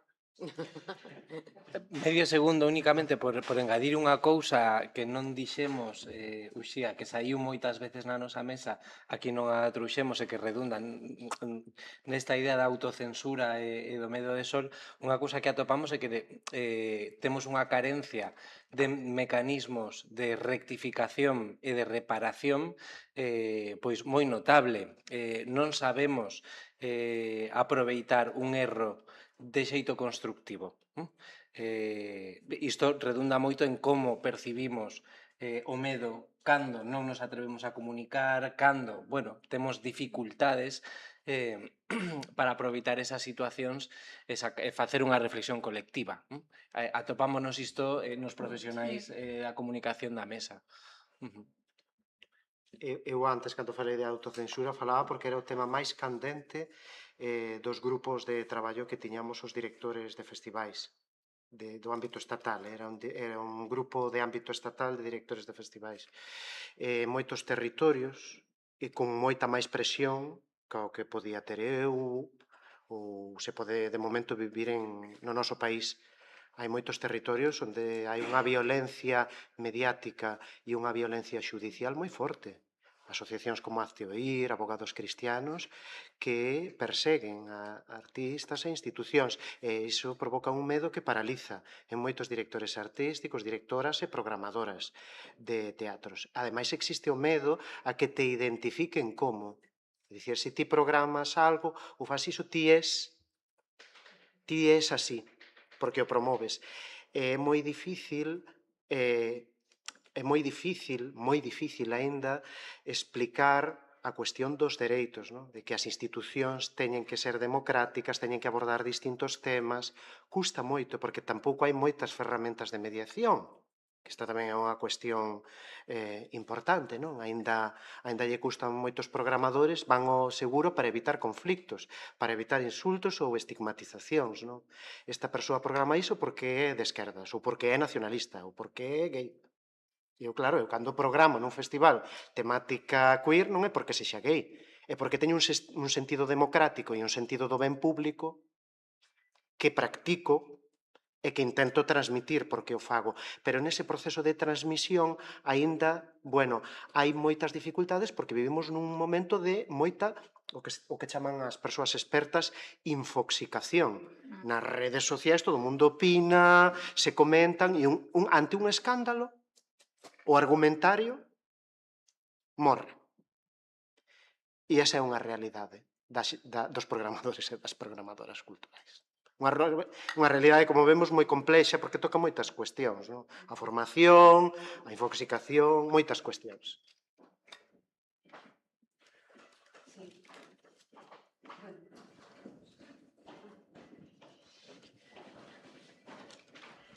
É unha pequena reflexión. Claro, porque empezachedes con algo que eu creo que presidiu as 3 mesas, que nada é neutral, non? Non se crea de forma neutral, non se comunica de forma neutral e, desde logo, que a mediación tampouco. Entón, cando dicimos isto, claro, a mí me fixo pensar moito, Gema, algo que ao señor rector, non? Porque nos apelamos en moitas ocasións, e tamén o dixo Lucía, a empatía, a sensibilidade. Eu es que tengo a empatía a remollo un pouco, non? E a sensibilidade, digo, por que non apelamos un pouco máis ao coñecemento? En que sentido? se o rector se lle pone unha campaña, que sei de que sería o rector, pero imaginemos que fora, pois non sei, de filoloxía e a campaña fora de bacterias, non? Ou de que non se poden usar malos medicamentos, igual non desconfiaría daquelas persoas técnicas que lle presentan a campaña e, en todo caso, diría, bueno, sabría delegar. Mas neste tema, dado que non é neutral e que non é unha... Eu a veces digo, que non é unha cuestión... Xustiza un concepto, e un concepto con un trasfondo non empático, sino de coñecemento das cousas que son xustas, como podríamos dar aquí, non? Pois unha como restricción, como situación. Non, claro, eu creo que aí hai algo, non, de reivindicación de, oiga, non, e que a creación leva detrás un proceso de coñecemento da realidade do individuo, do que quieres volcar, que é complexo, non? E eu creo que aí é unha parte moi importante, non? Que eu tamén entendo, pois, esa dicotomía que antes habías. Hai que facer un listado de artistas... tampouco sabería, non? Porque igual, bueno, pois igual non é o correcto. Eu na miña experiencia, por exemplo, cativa, non? De explicar Simón de Beauvoir en igualdade de xénero ou a facelo para Spau, para Spau. Esto es una señora que es Copán, que dice lo mismo. Pues unas cosas así raras, ella tamén raras.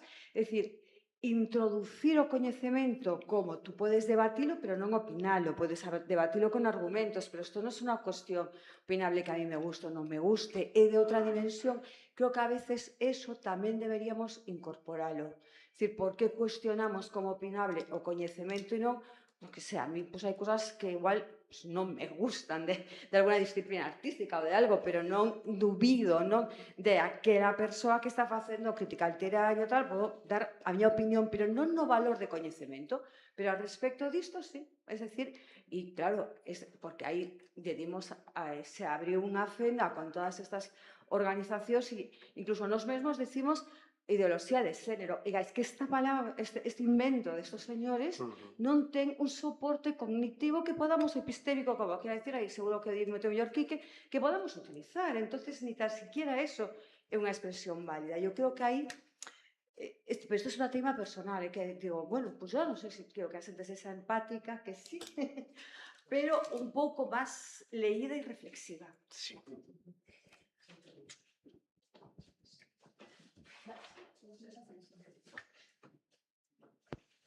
Bueno, pois creo que como estamos en tempo, imos deixalo aquí. Moitas grazas pola conversa, moitas grazas ás persoas asistentes, moitas grazas ao Consello, que sempre é unha casa moi amable para todas, todos e todes. Bueno, vos deixo se queredes dicir algo para pechar a xornada, nada máis. Ata pronto. Gracias.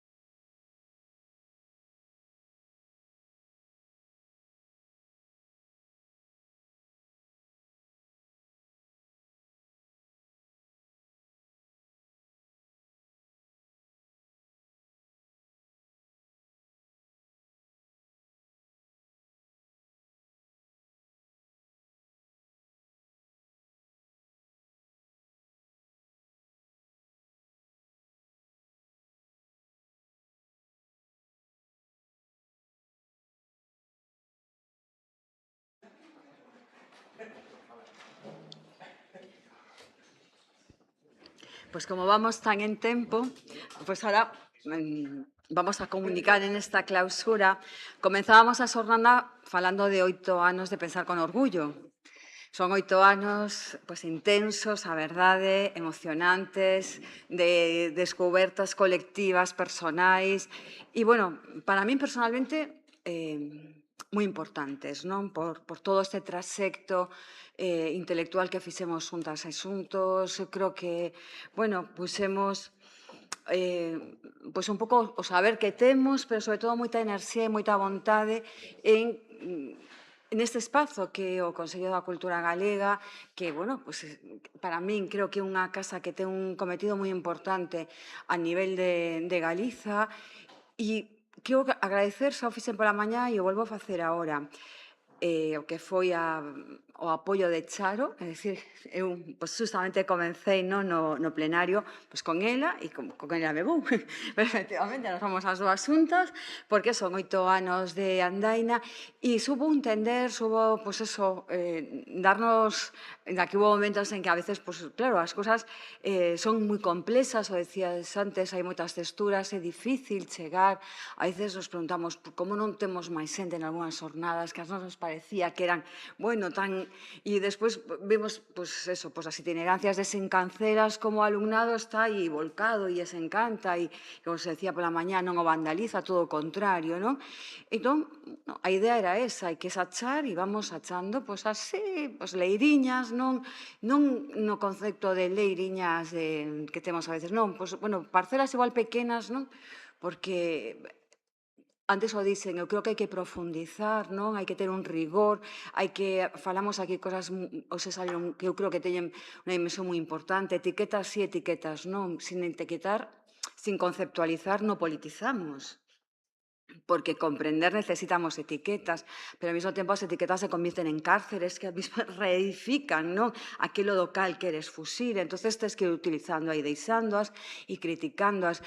Entón, é un pouco que se intentou facer con estos pensar con orgullo, co foro de identidades e con este último proxecto que en outubro pois agardamos poder xa ter en formato guía total, non vichedes aquí, pois un pouco as explicacións de cada unha das mesas, as conclusións de cada unha das mesas, co informe final de Daniela, e a idea, claro, é algo pequeno, non vai a mudar a realidade cultural desde logo que este país, pero sí que pues, darnos un cambio de perspectiva, non? Moitas veces as cousas máis importantes da vida ocurren por casualidade.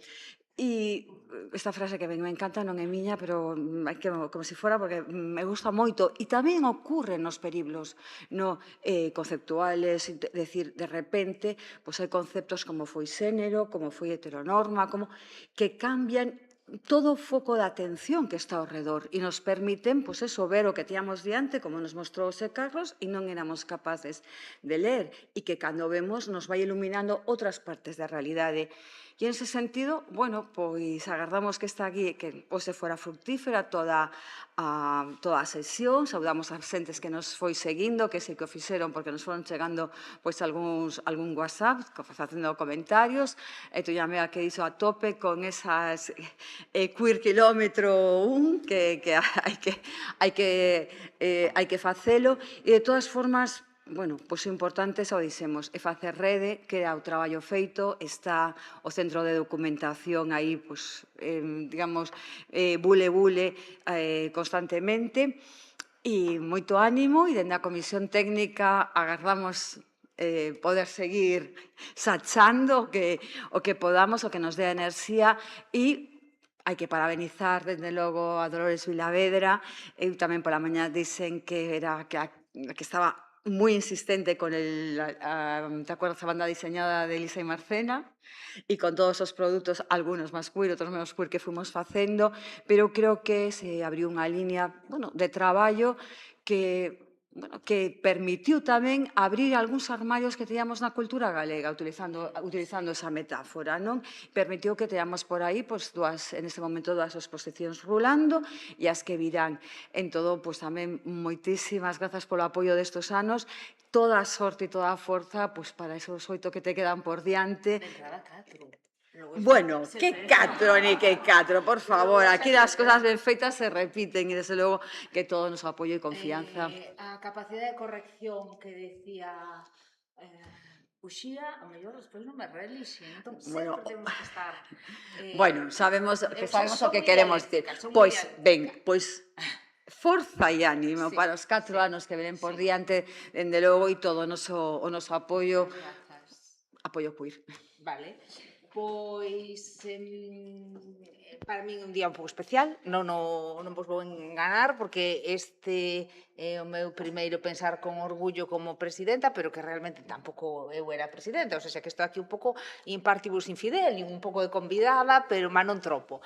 Teño un amigo que me di sempre unha cousa que a mí me gusta moito. Me di, eres un pouco coñazo, eres unha progre manual. Me di, é así un vello marxista, digamos. Eres unha progre manual, pois sempre estás disposta a repensalo todo. E entón, traballar contigo é un coñazo. E cando puxo os indicadores, estaba pensando un pouco nisto, non? É dicir, en que necesitamos estar repensando todo constantemente. Ao fío do último comentario do Sol, eu pensaba, claro, mal si normalizamos, mal si obxectualizamos en exceso, non? Dicir, cando ti te planteabas isto, dicir, das lesbianas Netflix, todas guapísimas, estupendas e tal, e a falta de camioneiras, dicía, sí, claro, pero que igual primeiro tiñamos que facer o outro. E aí estás constantemente tomando decisións, constantemente arriscando a equivocarte, pero a equivocación sempre é oportunidade para facelo de novo, para facelo diferente, para facelo millor, non? E eu creo moito niso, creo moito na capacidade do ensaio-erro, de explorar e equivocarse, de pensar en común, e, polo tanto, pois, agradezovos que construirades este espacio estes anos un pouco para avanzar por aí, non? 2 pasos adiante, un paso atrás, conquistando, como ti ben dixetes, pequenas leiras, pero creo que o camiño percorrido nestes 8 anos é evidente para todas as que estivemos aí máis ou menos acompañando o proceso. A estrutura do Consello, a estrutura institucional, que é un pouco complexa, que ás veces nos resulta ás persoas que estamos dentro un pouco ríxida, porque temos procesos de renovación e demais, así moi estrictos, ten unha vantaxe tamén, e é que nos permite ir creando como eu falaba de redes rizomáticas, non? Que se van expandindo, que ás veces non son moi visibles, pero que están aí e que se acaban convertindo en espazos de complicidade, non? Que nos permiten chegar pois onde nós non chegamos. Cando digo nós, digo as persoas que estamos o mellor no cerne. Non chegamos por formación, como se dixo, non chegamos por xeración, pois porque o día ten 24 horas, e entón ir sumando esas complicidades, pois eu creo que para a institución é enormemente útil, enormemente positivo, e, polo tanto, nós temos xa coa vosa comisión pois ese espazo non cómplice no que poder seguir a pensar con rigor nestas cuestións. E quería rematar coa cuestión do rigor, que me alegrou moito, Carmen, que esa tua última intervención. Eu dixen no pleno no que tuven que presentar o programa para que me votaran e repetino despois no Parlamento. A institución, ou desde logo o que dependa de min, vai manter un compromiso radical co coñecemento, coa ciencia e co tempo para reflexionar, profundizar e aprender. E vamos a combatir, e a palabra está escollida mantenta, todo o que sexa, por suposto, negacionismo, todo o que sexa banalización, todo o que sexa frivolidade, como enemigos do saber e do coñecemento, non? Entón, alégrame moito que esteamos nesta sintonía, porque penso que estamos nun momento chave, no que moitos dos grandes cambios que se aveciñan ou que estamos a vivir, eu tamén o dicía, son cambios epistemolóxicos, incluso, que non é só tecnolóxicos, é dicir, estamos a vivir nun momento en que o propio concepto de coñecemento temos que repensalo. Que é coñecer, como transmitilo, como conservalo, como divulgalo, e, por tanto, insisto de novo, todo o que sexa crear espazos desta natureza, pois me parece que é imprescindible para poder seguir avanzando cara a unha sociedade máis humana, máis libre, máis diversa. Tamén dicía outro día, dixen, o futuro é diverso ou non será, pero é que eso é un pouco que dicías ti, non é unha opinión miña, eso di a bioloxía e o din as teorías, por lo tanto, aí queda isto, non? É dicir, manter este espazo vivo, dinámico, que siga medrando como un espazo dende o que atender e coidar a diversidade, pois é tamén coidar o noso futuro. Así que, moitas grazas e, si cadra, vémonos nun ano, se seguimos por aquí.